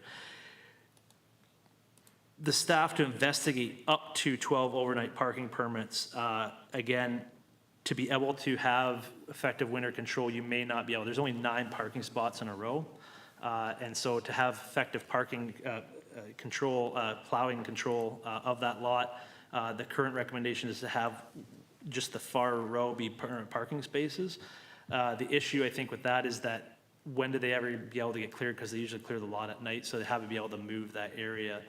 So again, that's where there may not be as much overnight demand, but there may not be ability to have as many overnight parking spaces because of what that is. And that's the same with the rest of them as well. The south end of the north lot here, it wasn't included in the staff report, but there's a number of residents and businesses that do park at that end because there's a number of apartments at that end and businesses that don't have access to parking on their own lots, such as the bank and the hair salons. You can see that people are parking in the first row without any option. And again, investigate up to 8 hours, eight parking spots. Again, it's based off what winter control can allow to be do that. And then the same with the 14 down at that end. These are all based off percentages of the current parking spot that don't include accessible or charging stations. So it's just the normal parking spaces. As Market Lane gets narrower at that end, there is no parking for businesses or the residents, so you get more of a bottleneck there. And so you get a lot of complaints about people parking on the main street and taking up spaces or parking in that. And so it's trying to provide that amounts, and I've certainly had, I'm sure we all have, it's been a lot of feedback from businesses in that area about the requirements that way and compliance issues. That area. So the thinking around this as well is that we have a historical context in our downtown core where the downtown core was built without modern parking and convenience. But if we want people to work, shop, and live in our downtown core, we really have to take these items into consideration about what's possible and not. And certainly some people have ability for parking and some people don't. But if we want people to be there, we're going to have some sort of system, and I think that the parking study did say there's enough parking spots, but where they are is important, and where they are able to park is important to people to have a reasonable expectation of that. So I think from a triaging perspective, having those on-street parking and those ones that are facing the streets is the most important ones to keep moving and not have them taken up by business owners or residents staying there for a long time. It is a common practice where people go out and they move their vehicle every 3 hours because there isn't another option available. There's a lineup for permits the 8 that are available. And so there is other options, but if you're running a business, they may just not be useful. And again, protecting those ones that are street facing, that are facing businesses to allow for customers that way, and direct those people who are staying longer or working in our downtown core to what the best place is. It's not gonna be perfect, but also it increases revenue, be 34 parking spaces total, which could increase revenue. It wouldn't be a moneymaker because there's the cost of doing that, but could also lead to some funds to increase enforcement in those areas where we do want people to move on. So that's the thinking, is try to provide some sort of adequate parking because people are parking there anyway. They're just moving them. Some people are just getting tickets. You hear from business owners that they have to make the choice about going move their car or helping a customer, and they're taking up a spot either way. So trying to have an adequate number of spots there where people can to do that, but also keeping in mind that certainly want staff's input on how does that work with snow clearing, and make sure that that's kept safe for everybody who's there. But I will end there. Thank you. Councillor Van Kooten-Bosens, did you wish to speak to it as the seconder? I think that he's done a good job of explaining it, and I don't need to continue on. Okay, I'll open for discussion. Councillor Hallery? Thank you. Question I have, I hear a lot about concern about winter and the space to clear up snow. Are we restricting this only to the winter seasons then, or is this a year blanket? We're not going to allow the 24-hour parking because of about 4 months of the year. So I just want to get clarification on whether we're going to have two rules-based systems for the parking permits, because it is very helpful to know that 24-hour parking could be available for people who might want to park downtown and even take the trek down to where they work around the downtown core. So I'm just concerned that that's an opportunity that we might pass on because we're concerned about winter plow for just a few months of the year. I think it'd be one system, but the concern with having a 24-hour permit is that it makes it harder to mandate that people move. And that with an overnight and you kind of have a 24-hour permit with a daytime and a nighttime permit. And I'm really concerned about people just getting a 24-hour permit where they don't need one, and that under the report would nullify a space, an opportunity for people who just need overnight or just need daytime, because it's a very different neighborhood at nighttime than it is during the day. The snow, really, to me, that the overnight permit parking is really more important in the winter control months, because really that's where infractions are important, because you need to be able to clear the parking lot, which they do at nighttime. The contractor comes in and they move it. And so if the vehicles aren't moving or in an organized fashion, then it creates chaos, and so it doesn't. So I guess to answer your question is it's one system, but there's two components to it, and really the overnight parking is more about, to me anyway, is more about winter control in that area. Follow-up. So wouldn't it be helpful to put in policy that allows us to maybe restrict to only one parking lot per person, or restrict only to a certain row that we have overnight parking, instead of just cancel it altogether for people that truly might need it? No, that's my intention, is to try to have like, is to try to have that happen. People park in a certain row, just to that. But I saw the 24-hour as almost redundant and make it more complicated, because you do have the ability to have 24-hour by purchasing both. Because there's only one parking spot, and in the report it says that if there's 24-hour permit taking, well, then that can't be overnight or daytime parking use. It's gone. So, but that really what happens if you purchase both. The difference is the need and the wants. I can tell you from looking out my window, there's not a lot of people who, certainly not as many people with overnight parking needs as daytime parking. So I suspect that need would be way less. But if too many people get the 24-hour permit, because it's just, well, I'll get it, then that would nullify a lot of those spots that could be used for overnight parking, just because of the numbers that are available. Councillor Howard? Yeah, I understand that. I think we're missing I'm seeing overnight parking as an 8-hour slot. And I think we can designate overnight parking to be a specific overnight time slot so that there's no possibility of someone actually needing that slot for 24 hours because someone's going to go to work, right? So I feel like we don't want to cancel out the opportunity to have 2 people take advantage of the same slot, or even maybe 3 slots if we say there's daytime, there's nighttime, and there's overnight. So I'm just concerned that we might lose the opportunity to help more people because right now they're not parking overnight because they're afraid they'll get towed.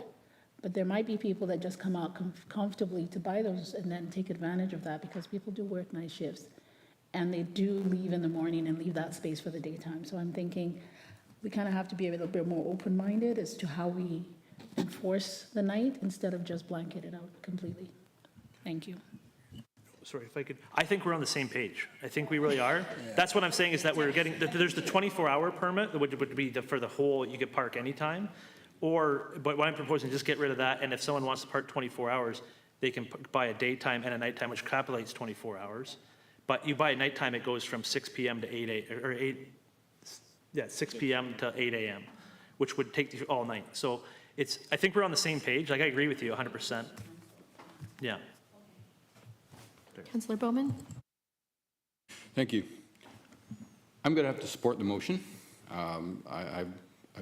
The P word is never a good word. There is no real solution.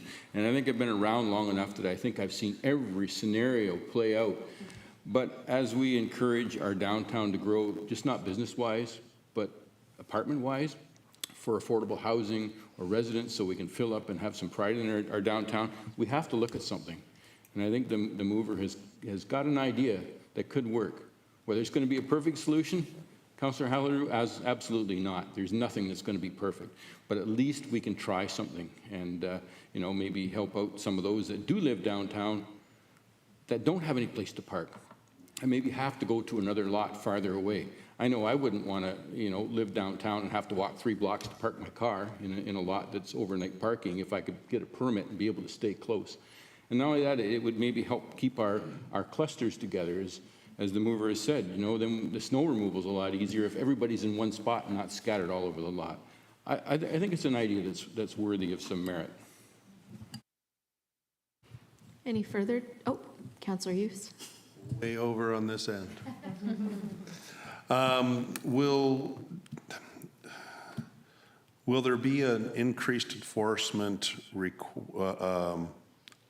section come back to us for approval in regards to the changes that you're suggesting? Sorry, with respect to amendments to the traffic and parking bylaw in terms of enforcement? That's correct, yes, because that's really the mechanism that will enforce compliance with the policy. So the idea is if someone purchases a nighttime permit in that section that's allocated, and then someone comes in the daytime and they don't have a place to park, and someone has overstayed their permit time, there would be a fine for that. And so that will be the primary means through which we'll gain compliance for those who are kind of trying to bend the rules a little with those permit times. Okay. Follow up? Will you also be looking at and bringing back suggestion or possible increase in the fines? That's something we could look at. Our fines are pretty standard across the board in the consolidated traffic and parking bylaw for various infractions, but that's something that I can bring forward to council. So we'd have to look at I would do a jurisdictional scan, see what others are applying. You don't want to make it so high where if one infraction and they just don't want to purchase a permit any longer and they go back to playing that 3-hour game. So it's always a balance. And one final one. Councillor Hughes. Now, this is, I know, in an effort to get a lot of the businesses off the main street so that that can be basically a 3-hour turnover. Is that including the complete part of Thames Street, all of all of what considered downtown, or is it just in, between arguably Tim Hortons and King Street?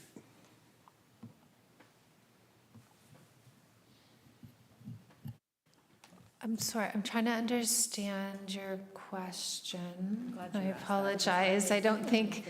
Okay, so I know we want to bring the permit parking into the Oxford Street or Oxford Street parking lots, because I know down the street further north, there are businesses that park on the street and are there for more than 3 hours at a time that are taking up 1 or 2 or 3 parking spots. Is there going to be, is that going to, with the increased enforcement, is that going to also include going all the way down that far? Fire chief may be able to speak to this, but I believe we routinely enforce the provisions of the consolidated traffic and parking bylaw. So yeah, commissioners are out there routinely enforcing and issuing infractions when there's non-compliance along Thames Street. Correct, yeah. Any further discussion? I just had a quick question for staff. The motion as it's been presented is enough information for staff to still bring back a draft policy, or would we expect like a modified report and then go from there? There's enough direction in here to allow me to bring it to Public Works and Engineering to say, how can we work with this? If there are issues, then I think I would have to come back with an alternative. So it's a maybe. But it definitely gives me enough direction. I did touch base with Public Works today because I had reached out to them for the initial recommendations in this report to say where should these spots be located. So they are prepared to review any revisions that are proposed, and they'll provide their feedback from their expertise. Okay, so seeing no further discussion, I'll call the vote. All in favor? None opposed? That's carried.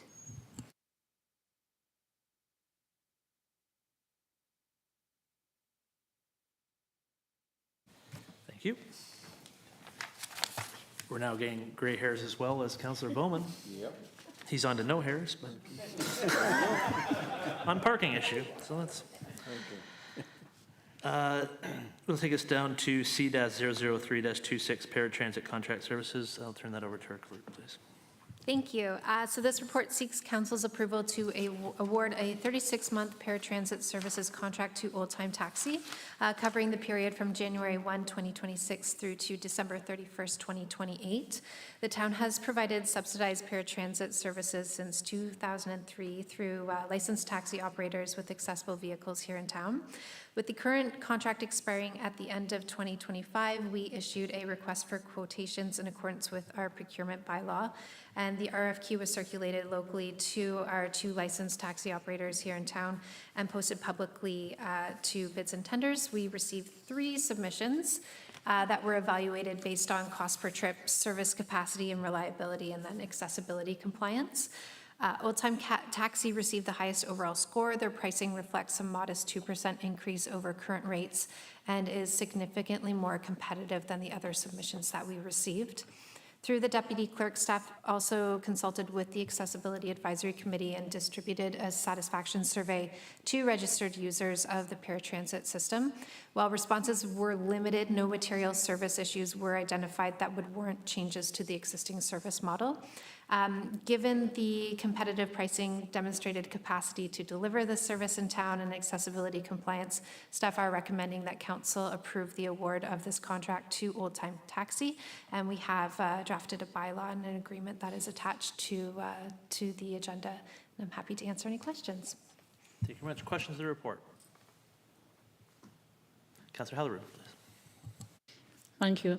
I am very aware that there were some complaints. I'm very happy to see that they are a very competitive price, but have we any feedback mechanism going forward once we approve this for especially customer satisfaction? There is, within the contract and the service agreement, there is that feedback embedded in there. So we have a complaints and dispute resolution mechanism. We will always receive complaints. I can say that we don't, if people are receiving them, or if council is receiving anything, they're not being forwarded to us. So we need to be made aware of those so that we can address them. But we also have, within our taxi licensing bylaw, we also have set fines for compliance and delivery of service as well. Okay, just follow up.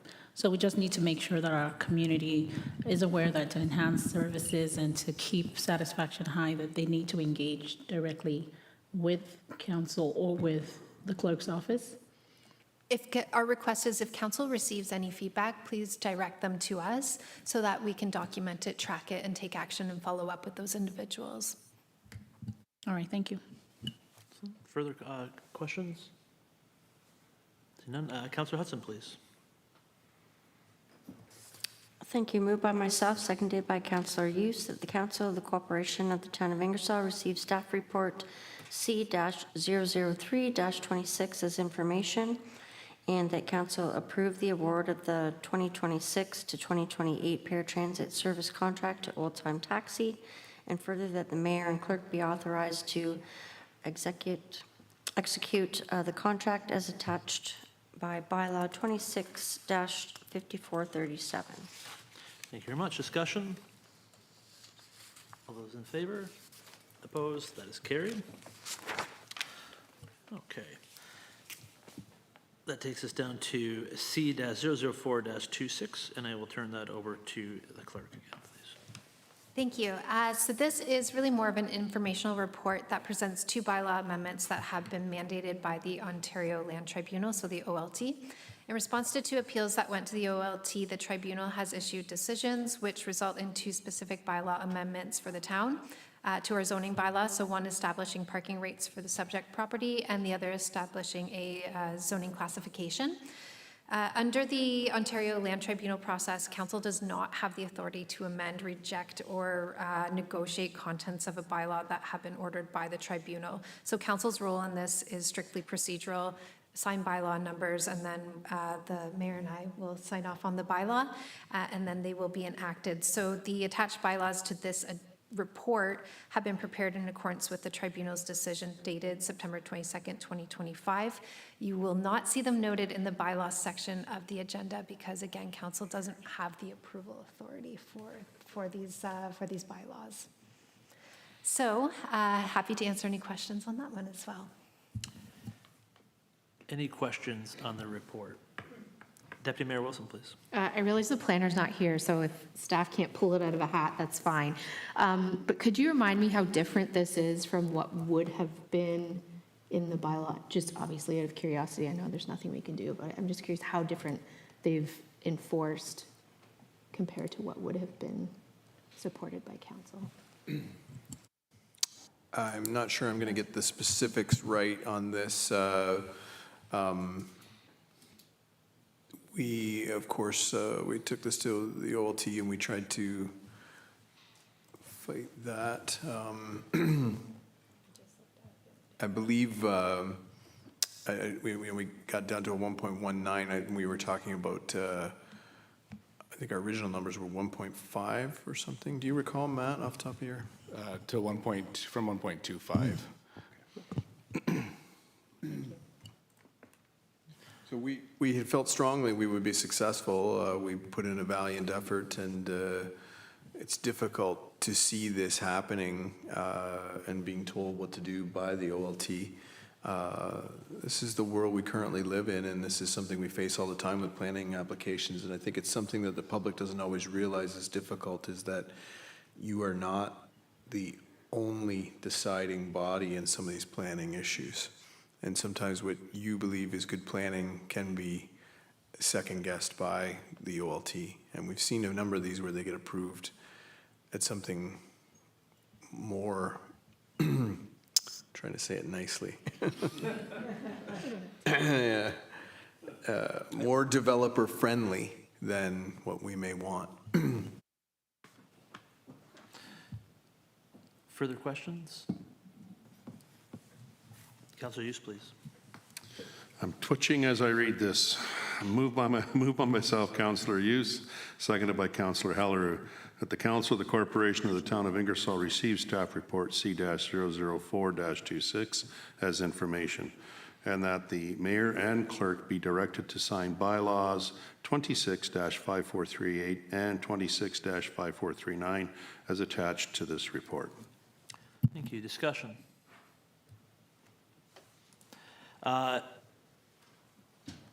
So what we're witnessing today is something very rare, is where council will not pass a bylaw, but it will be enforced upon us. And I want to remind everybody here in the community that council never got a choice to decide this matter whatsoever. It was appealed by asking for proper information to make a decision.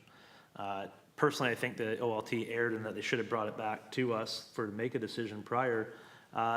The other thought of this is that we're seeing is that the erosion of the local matters is, you know, we have local knowledge. We don't have transit systems here. We are not Toronto. We have real, this is going to cause externalities where we can each point to, and it doesn't make the situation better, but we'll say, well, that wasn't us. We tried to tell people this wouldn't happen, but this is developers playing hardball, and our community will suffer for this. There's a valid reason for having appeal mechanisms when it comes to property rights, but I don't think this was a true test. Our staff at the county in here did a lot of work on coming up with a lot of valid reasons, based in science and planning to defend our position. A lot of time and effort went into that, and this was a test really from across the county perspective, and that was just not even listened to, in my opinion. So I don't know, you could say our parking things could be thrown out in the garbage right now, and that's a shame that our local voices aren't being heard, because we know that this is going to cause issues when you don't provide enough of something in a rural community that is required. This is not the downtown. This is not walkability. This is a rural community, and so yeah, it's disappointing, but such is life, and we have a duty under the law to be able to enact this, and you don't always get what you want, I guess. So further discussion. All those in favor? Opposed? That is carried. And I will sign as directed. That takes us down to, what's that? Does it matter if we approve? Yeah, I know. Yeah, really. We'd be in contempt, I guess. So, we'll go to CS 002-26, and I'll turn that over to Director of Community Services, please. Good evening, Council. So in front of you, you just have a brief report from staff about the tender results for the band shell in Memorial Park. The staff took the two lowest tenders that met specifications to the Heritage Committee, and the Heritage Committee recommendation is in front of you. That's the premise of the report, but I'd be happy to answer any questions. Thank you. Any questions of the report? Councillor Bowman, please. Thank you, Mr. Mayor. To our head of community services, Kyle, there's quite a gap between the lowest tender and the highest tender. Are we actually comparing apples to apples or apples to oranges? This gap concerns me. I would say we are doing an apples to apples comparison based off similar quotes we've got in the past, that those quotes are typically higher from those contractors to begin with, so it is not overly surprising, and that what we are asking for was compared and evaluated by the committee and by staff. Councillor Van Kooten-Bosens. I'm with Councillor Bowman on this, but I guess my question would be, do we know the lowest company themselves? Are they local in that respect? Have we seen what their workmanship is like? Again, I agree, it's a huge, huge spread. And so my concern would be that do we know what their work is like? Is there within the RFQ, let me ask that question. So It- so within- just if I could Sorry. provide for clarification. Council set the budget for this. It's gone through the tendering process. We're here just from the report is to receive the report, and then it's whether we approve the permit application. Okay. So that's the results of the tender package that's gone out. Right, but this is the first time we've seen the tendering, that we've seen the tenders that have come back, so we're not allowed to question that? So I would say that council I would just caution council of not, there's liability with not going through a tender that's approvable through that process. There's case law. So again, really, the reason this is before council is because we have to approve a permit application. So there's a heritage application permit that's needed to do the work. And so we're here to approve that work, and the information provided by staff is to inform that. But the tendering process that the town follows is a process on its own, and if we go through a tendering process and it meets the requirements, we are and within budget, we are required to issue that tender. We're offering a contract, they've met the requirements, and staff have said that. So again, this is what, I just want everybody to be clear, that's the reason it's before us, is to approve the application. Council is required to approve the application under subsection 33 of the Ontario Heritage Act. Deputy Mayor Wilson, and then I'll go back this way. Through you, I think maybe the confusion is in the staff report. It says the recommendation is to approve proceeding with roof tile management for restoration, et cetera, but the resolution package speaks more to the permit.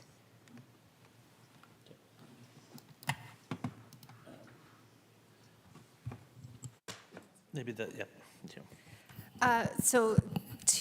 Sorry for clarification, the report came through, unfortunately because of holidays, a lot of the reports came through later on in the process, put it on and then reviewing it afterwards, looked at it and realized the recommendation should likely be updated because per the Ontario Heritage Act, Council is the approval authority for permit applications. Permit applications are required under the Act for any Ontario Heritage designated properties. It is our own property, yes, but for transparency, Council really should be bringing this per the Act to the Heritage Committee and then approving that permit application. There is a section in there if no approval is given, it's considered to be condoned. But for transparency and information purposes, Billy, we would like Council to follow the process. Councillor Hallerou, then Councillor Youssef, please. I think we have to, at some point, give credit to those that ask questions on this council. Councillor Vagman Parsons was actually on track to ask a question regarding what criteria was used to select this. In fact, we know that there's an RFP. For example, the discrepancy in the amounts, I'm thinking, have you seen what they've kind of drawn out to make for 78 versus 88 versus 179? Is it something that we're going to just patch up and clean up? Or is it something that might be a beautiful tourist attraction? Maybe that's why there's a discrepancy. We have a right to ask these questions. And even though at the end, the whole idea of the vote will be for the permit application, I mean, I just feel like we should have more time to really ask the right questions. And certainly that's the case. I was providing clarification on what was being asked of council to consider this evening. Always point of order is always in order to question the intentions of the chair. That's not a problem. It's just that I did want to be clear because there is a difference there that's what the question before council was to approve the plan. Certainly, the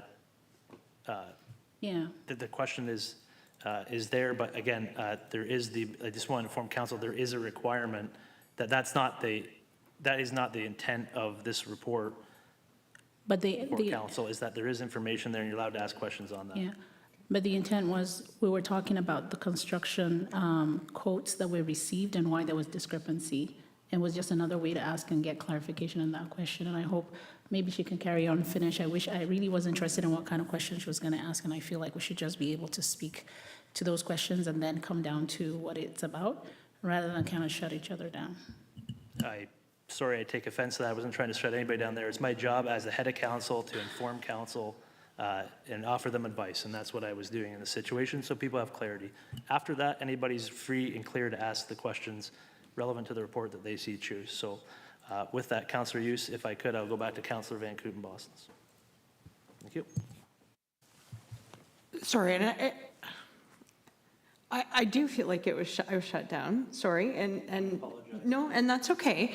If this isn't the appropriate time to ask these questions, I understand that we're looking at the permit application, but if this isn't the appropriate time to ask these questions, then when is? Then that's the question I'm going to ask first of all. When is the appropriate time to ask this question of our community services when this is the first time we've seen this report come before us? I mean, I didn't see it. I'm sorry, I didn't have time to email our community services this weekend to try to get that question answered. But to me, tonight is my opportunity to ask that question as well, of the differences between, and do we know what these companies are like? Do we do reference checks on all of these 4 companies when they come in? I don't know that. No, and I apologize. My intention was not to shut down the questioning. It was to inform council of the intent of what we were doing that to, if that would change the questioning or not. No, it didn't change. It didn't change my questioning at all in that respect. But you didn't come back to me either. But that's my reason for asking the question, is because this is our first time seeing this report, and I think that we should have an opportunity to. That's a huge difference between 88,000 and 179,000. And so my question is, what is our RFQ then process, and do we get references? I'm going to ask that question. Do we get references from all of the companies, and is that a part of our RFQ then? And just before I turn off, the reason why I did not come back to you, because when I looked, there was your hand was not up, and so I just went to whoever had their hand up. So I apologize for that. I will try to do better in the future. So I'll turn that over to Community Service Director. So to be clear, the tender specifications go to all the companies. There's usually a site meeting. I'll have to look into the specifics of this one because a lot of it I was off on leave while all of this happened. So usually there's a specification. They all come in. They are all reviewed in terms of what was outlined in the RFP. I can tell you in the RFP, the reason why the lowest bid that's identified wasn't considered is because they didn't have the detailed specifications that were required in the tender, and thus were not eligible, so they were not brought forward. So the ones that met the criteria of what the RFP were looking for, they were the ones that were considered, they were the ones that were evaluated. Usually as part of processes, we do reference checks, but that's something that I can check to make sure because I wasn't here. Thank you. I appreciate that. Thank you. Councillor Hughes, do you still have a question? Yes, I do, actually. I was hoping I might be able to clear up some of the concern and the issues here. That was brought to, I sit on the Heritage Committee. So the 2 quotes that were brought to us for review, the one was the $179,520, and the other one was the roof tile management at $88,030. The differences between the 2 reports was night and day. The most expensive one was basically a 1-pager, where the roof tile was probably a 15-page document. After looking into that specific group and seeing what their history was of work, they've worked on the St. Joseph's Roman Catholic Church in Stratford. They've worked on St. John's Anglican Cathedral in St. John's, Newfoundland. They've worked on the House of Commons Chamber recently, St. Augustine's Seminary in Toronto, They've done a lot of heritage buildings that I'm going to say are of the higher standards. And they did come back with, again, a very good quote process and document that lays out everything that they will do and everything that they have to do. It was accompanied with pictures so that it was self-explanatory. And that's why the Heritage Committee recommended Roof Tile Management to be awarded the contract. My concern was the actual RFP that was put out. I found it to be somewhat lacking. There was no engineering data, anything to that effect.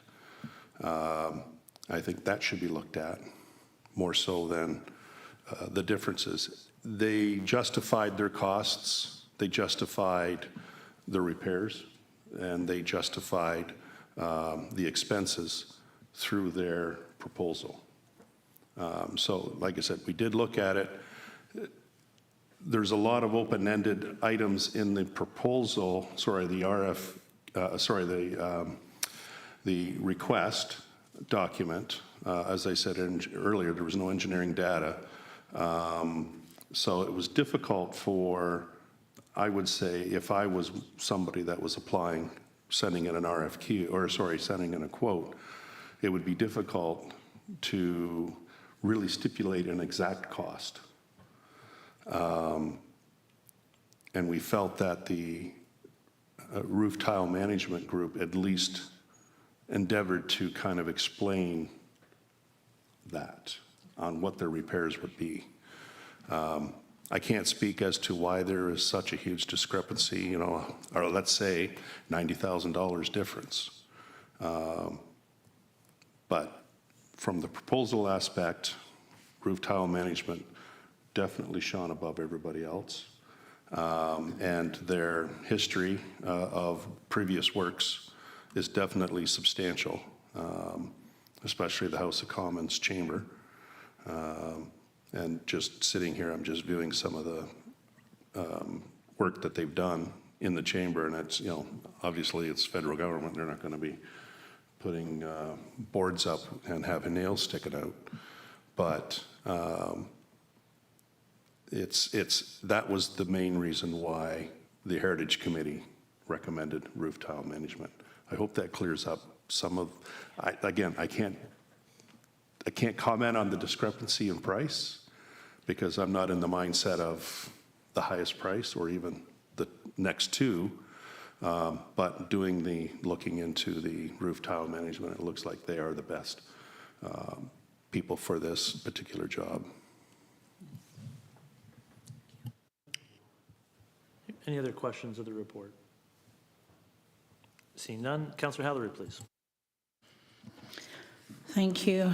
Through you, moved by myself, Councillor Hallery, seconded by Councillor Vagland Bosons, that the Council of the Corporation of the Town of Ingersoll receive report CS-002-26 as information, and that Council approve the permit application pursuant to its authority under Section 33, subsection 6 of the Ontario Heritage Act.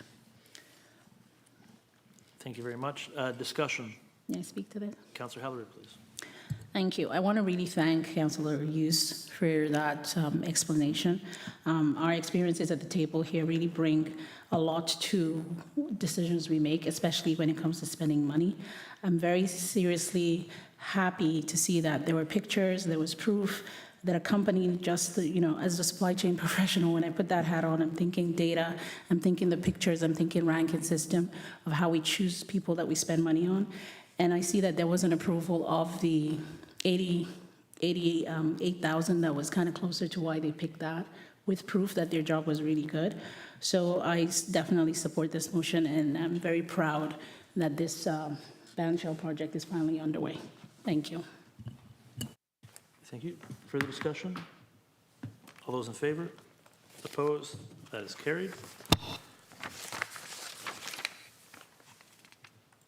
Next, we will go to T-0026, Procurement of Goods and Services Policy, and I'll turn that over to our treasurer, please.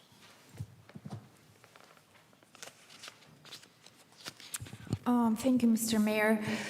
Staff have amended the procurement of goods and services policy as directed by council at the last council meeting. So we have included the definition of what the preferred vendor is and criteria how we're going to select and compile the list of preferred vendors.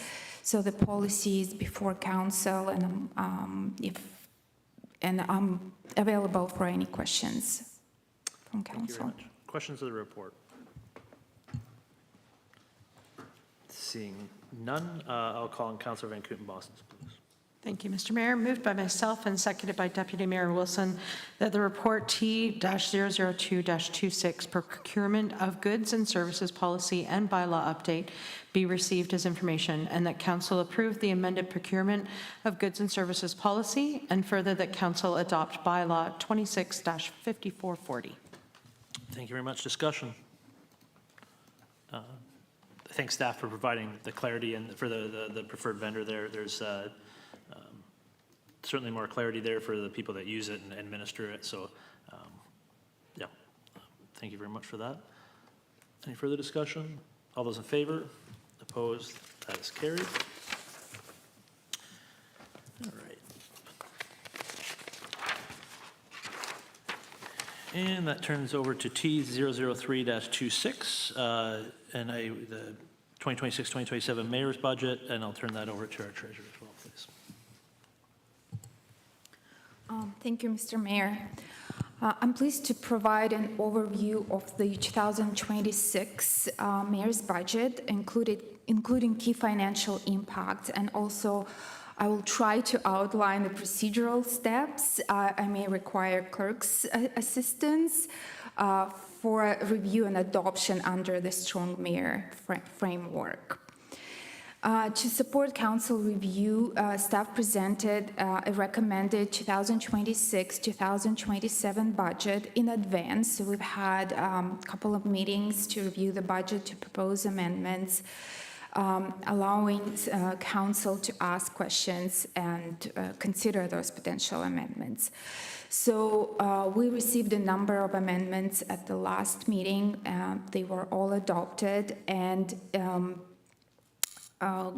been incorporated in the budget as presented tonight. So tonight, the mayor's budget is being officially, formally tabled. And that will initiate the statutory review and adoption process. Just to provide council just with the key highlights for both the operating and the capital budget. So the operating budget proposing a gross expenditures for 2026, $24.4 million. The total taxation requirement is $19.5 million compared to 18.8 in 2025. This represents a municipal levy increase of 3.85% or $723,000. This levy increase is translated to an effective tax rate increase of 1.98% or $44 for a median single-family home, which is currently assessed at $229,000. So the budget maintains current levels of service and aligns with council's strategic priorities. So looking at the capital budget, it's a big budget this year. So we are looking at almost $38 million budget. That spreads across 60 projects, and about 1.8 million is a carry forward from prior years.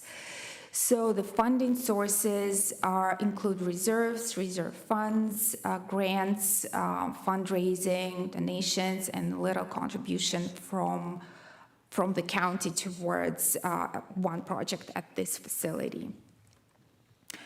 And to highlight why the budget is so high, the capital budget, it's because of the start of the construction of the MRC. So this is a awaited project for this community, and we are proud to commence the construction this year. So at this stage, we do not anticipate any debt requirements for 2026. However, depending on the construction cash flows, how they timed, we may require debt financing a little earlier. So we also consider expecting or hoping for any additional funding, whether or not it's provincial or federal grants, and also successful community fundraising, which could reduce or delay the need to borrow, but we may look at borrowing a little earlier than next year.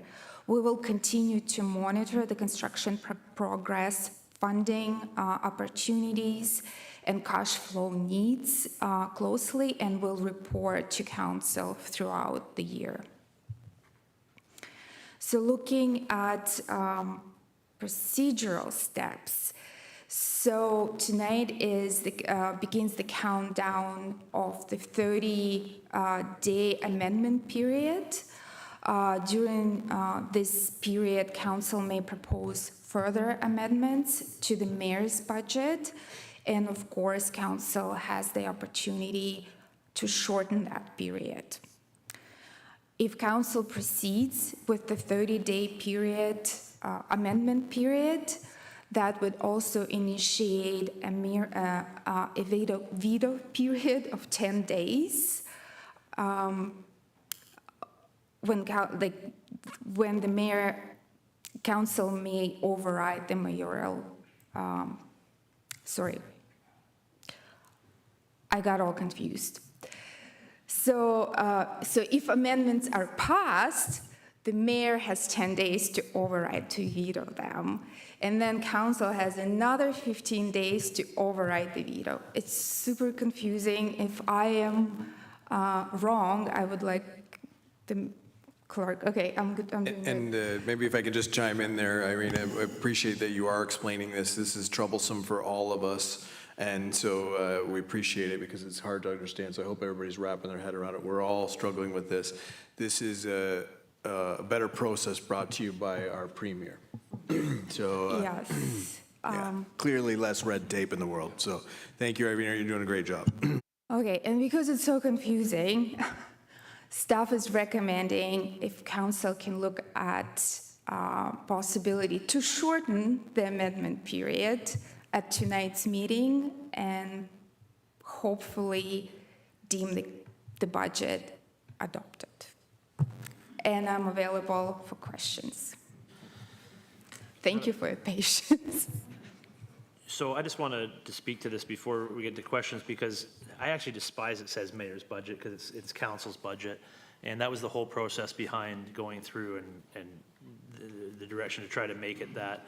I think that as it's laid out, as our CEO stated, that this is from direction from our Premier, and it's not designed as if you follow it to the T of being a collaborative process. It's designed to have conflict introduced into it. And so I really appreciate, all the work that staff did to try to get that information out there, and we shared it in a public forum. That's not the case of others. It could have been that this is the first time anybody saw the budget, and I don't think that's right.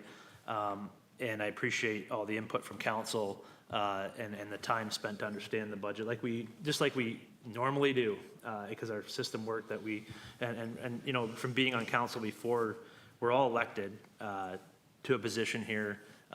It's the town, and we should all have a say. So I know it has to say that for the legislation, but really it puts too much thing on one person when it's always a team effort and something this big, and that's where it should be Ingersoll's budget, you know what I mean? So I do appreciate that and all the time and effort everybody put into this.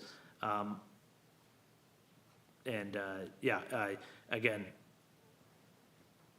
trying to make it as collaborative as possible from the beginning and always looking at feedback as we've gone through it now a year to try to look at if there is ways to improve, well, whoever's got to do it next year. It's one of those things of trying to improve those, that process. We'll keep it collaborative and keep everybody at the table, involved in that because, again, it's one of the most important documents that we do throughout the year. It is the plan for the community. And as our treasurer have said, there's a lot in here. There's a lot going on, especially in the next while with this. But I'll save any other comments till discussion time. Questions of the report? Seeing none. Deputy Mayor Wilson. Moved by myself, and hopefully Councillor Bowman is okay with what I proceed with, that the Council of the Corporation of the Town of Ingersoll receive Staff Report T-003-26, 2026 to 2027 Mayor's Budget as information, and that to expedite the budget adoption process, Council, pursuant to subsection 7.4 of Ontario Regulation 530-22, under the Municipal Act 2001, resolves to shorten the budget amendment period to January 12th, 2026. Thank you. Discussion. Deputy Mayor Wilson is the mover. Thank you, Mayor, through you. This is kind of a nice way to keep the process moving, so kudos to the clerk's department or someone for finding a helpful loophole or whatever you want to call it. This process was weird, to say the least. I know everyone made a lot of effort to make sure it wasn't weird, but we only have so much control over the process. So I give a lot of credit to staff and the mayor for trying to mirror what we have been doing, and a lot of credit to council for trying to work as collaboratively as possible to get to this point, because to the mayor's point, I think this legislation has kind of sown the opportunity for conflict and grandstanding, and nobody did that. We kind of got to this point together. So I do really appreciate my peers and staff and the mayor for the effort put into making this process as painless as possible. Councillor Bowman is the seconder. Yeah, I think I need to echo what the Deputy Mayor said. I think that, Mr. Mayor, you and staff have worked together to make this a collaborative process as to the best of your ability. I realize your name's on it, but I can say that we all had a piece of it. We did what we needed to do to come to this resolve today. And I just, again, want to compliment everybody on a job well done through a whole difficult process that we don't even understand. And poor Irina had to try and explain how it's supposed to work, and we've just hopefully vetoed all that. So, yeah, but again, thank you very much for trying to make it as simple as possible and including us. Councillor Hallery, please. Thank you. I think you don't have to feel bad about your name being on it because you did include the council. I think we all had an opportunity, and if you took the opportunity to insert your hopes or your dreams or your opinion, I think it's fair to say that this was our budget. It's just legislatively your budget, so you take the fall, yeah. But it's something I think I would support, so we can stay on track with our budget for the year. Councillor Hughes. I like that. There's a target to throw darts at over there. Don't blame me. No, that's as everybody has said so far, mayors, the fact that you did include everybody in this whole process of budget deliberations over the past 2-3 months. Definitely, yeah, it is our budget. However, as you stated, that you dislike the fact that it's got your name on it. But we all know that it was a collaboration. And I know I've told different residents that, have asked that question and said, no, we have all collaborated on it. Finally, a tax increase that I can appreciate and support. So it's, especially in, in today's environment, it's good to see that we're able to come in at this 1.98% equivalent to approximately $44 for a median single-family residential property. It's going to get tougher maybe economy-wise, and that's why this is a good budget. However, we're still achieving a lot of the items that we've put on our checklist for the residents to make our town better and to make their lives better here within Ingersoll. So as I mentioned earlier, I will definitely be supporting this, and if there's another way that we're able to get this approved sooner than later, I would also be in support of that. Councillor Van Koon-Bostons. Wow, I can't stay silent. I've never stayed silent when it comes to approving a budget. I will be very happy to support the mayor's budget. And I say that with all honesty, and I agree with all of my colleagues. It wasn't just the mayor's budget, it was all of ours. And I thank you for including us. And I want to say to Doug Ford, pooey on you, we know how to do it here.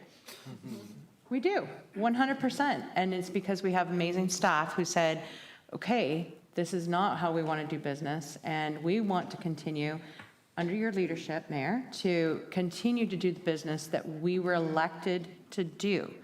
Doug Ford may not think that we should have those rights and privileges, but we proved him wrong that we can. And we all worked together to come up with an amazing budget. It's one of the lowest that I've seen in a very, very long time. But I agree with Councillor Hughes. We are still taking care of the residents. Some people may not feel that way out there. They think that maybe we're leaving something left on the table that should be being taken care of. Yeah, it's an election year. It's nice to have that number, but that's not why we have a low budget number. We worked together, we worked hard, and it came that we were able to do that number. And we're still moving forward with our community. And it's because staff have really dug deep this year. I recognize how hard it was for all of you, and I appreciate the numbers that you brought back for everything as well. So thank you to everyone. I agree with Deputy Mayor, total collaboration, and it may be called the mayor's budget, but Mayor, you led it well so that it was all of ours. So thank you. Well, I'll just say that it was truly arena. As usual, that's what. Councillor Hudson, did you have? Okay. And again, it is a collaborative thing, and trust me, no one wants me to make the budget by myself. We have talented staff and operations that know what we need. But there's always difficult decisions. This is a difficult year for the town. We've been hit with an unexpected. We've already had some issues with the CAMI facility. That was not the news you're expecting to get. There is some consequences to that the longer it goes on. That's our largest taxpayer. We have to be cognizant. To me, there's no on the horizon of better. The world gets more insane every day. So I think we need to be cautious, and I think that's what this budget does, is be cautious, but it protects those items that we've put in motion in forward to protect our assets. And I know there is always reason, you can always cut more, but we've committed to building the MRC. That was the #1 thing in our strategic plan, and it will happen, and we've saved for it. And there's better days. There's always, when it's the worst times, you always think it's the worst time, and when it's the best time, you always think it's the best time, but it's usually probably something in between. And we've been responsible, and I got to thank a lot of previous councils who made those decisions to save money to get to this spot, and asset management and everything else to get us in a position where we can spend that money. You got to think about this. We're going to go on our largest infrastructure project, and we may issue debt. I'm going to go to county on Wednesday. There's going to be Woodstock's, there's probably like $15 million worth of debt going out. And so on things that need to be done, but our asset management, our programs in our construction asset management is going to go forward, and our roads are going to be maintained. Our infrastructure is going to go in, and that the services that people rely on are going to be there. Was there some tough decisions that council made? Yeah, absolutely. You know, there's some grants that, you know, could have done, they all could have done good, but, you know, we had to make tough decisions there. There's tough decisions in capital budget, but, you know, but not knowing where that is, I think this is a responsible budget. And it's going to provide the services that are there, and it certainly couldn't be done without everybody in the room and a lot of other people. So I appreciate the motion being put forward. I think we've all had a lot of good discussion on this, and from my understanding, when this is passed, there is no bylaw. That's it. It's another one where it's weird we don't pass a bylaw. We will issue a bylaw to tax people to fund it, so that's kind of where it kind of implements, but really there is no, and I guess we'll do our confirmatory bylaw, so that's covered in that. But traditionally, we would pass a budget bylaw, so that's a little bit different. Yep, go ahead. Is this the last budget for our term? Yes. Wow, okay, can I say something? Yep. Just because I don't know if I'm going to be here again. I just want to say, you know what, this was a perfect example of how budgets should work. Like, the departments in this town do the amazing job of keeping on top of everything.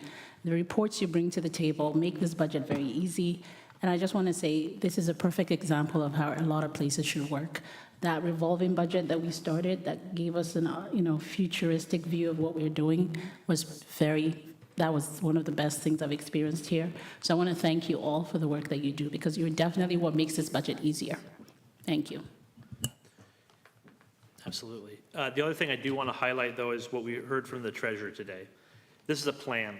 It's a financial plan, but we're dealing with the largest infrastructure project we've ever done. There's a lot of moving pieces, and timing's not always easy to do that. So I don't want anybody to be surprised that if there's revisions, they'll bring this forward for our approval, but on timing of financing and stuff like that on that large capital project and other things that happen, that we always get those back, but that one has a high chance because we can't ask someone to do it without knowing all the knowledge, and there's too many moving pieces right now to be able to predict that. So, you know,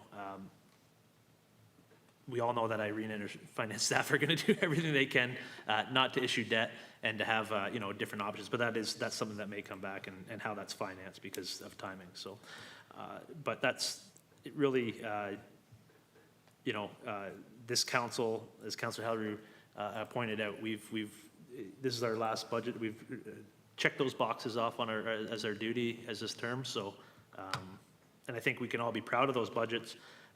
We will have the lowest tax rate increase throughout Oxford County, but I would say we provide a very high level of service and checked a lot of those boxes off on in our strategic plan, because we were strategic about it, and we asked staff to do it, and they came back, and not only did they do it, they've delivered it with you know, a good financial plan there, and we're going to achieve the goals that Ingersoll wanted to. So that's what our job is to do. Any further discussion? All those in favor? Opposed? That's carried.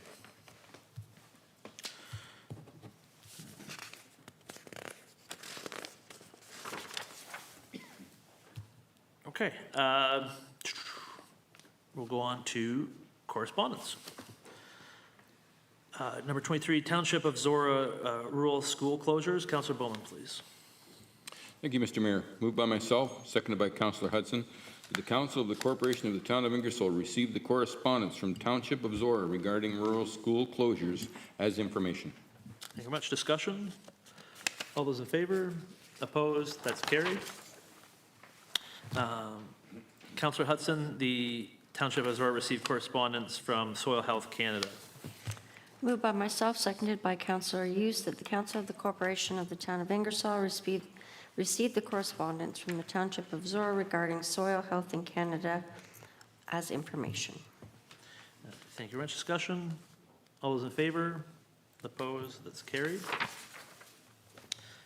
Councillor Hughes, the Emergency Management Act, Modernization Act information. Thank you, Mayor. Moved by myself, Councillor Hughes, seconded by Councillor Halleru, that the Council of the Corporation of the Town of Ingersoll receive the correspondence from Minister Dunlop regarding the Emergency Management Modernization Act as information. Thank you very much. Discussion? All those in favor? Opposed? That's carried. And Councillor Halleru for Conservation Authority information items. Yeah, thank you, through you.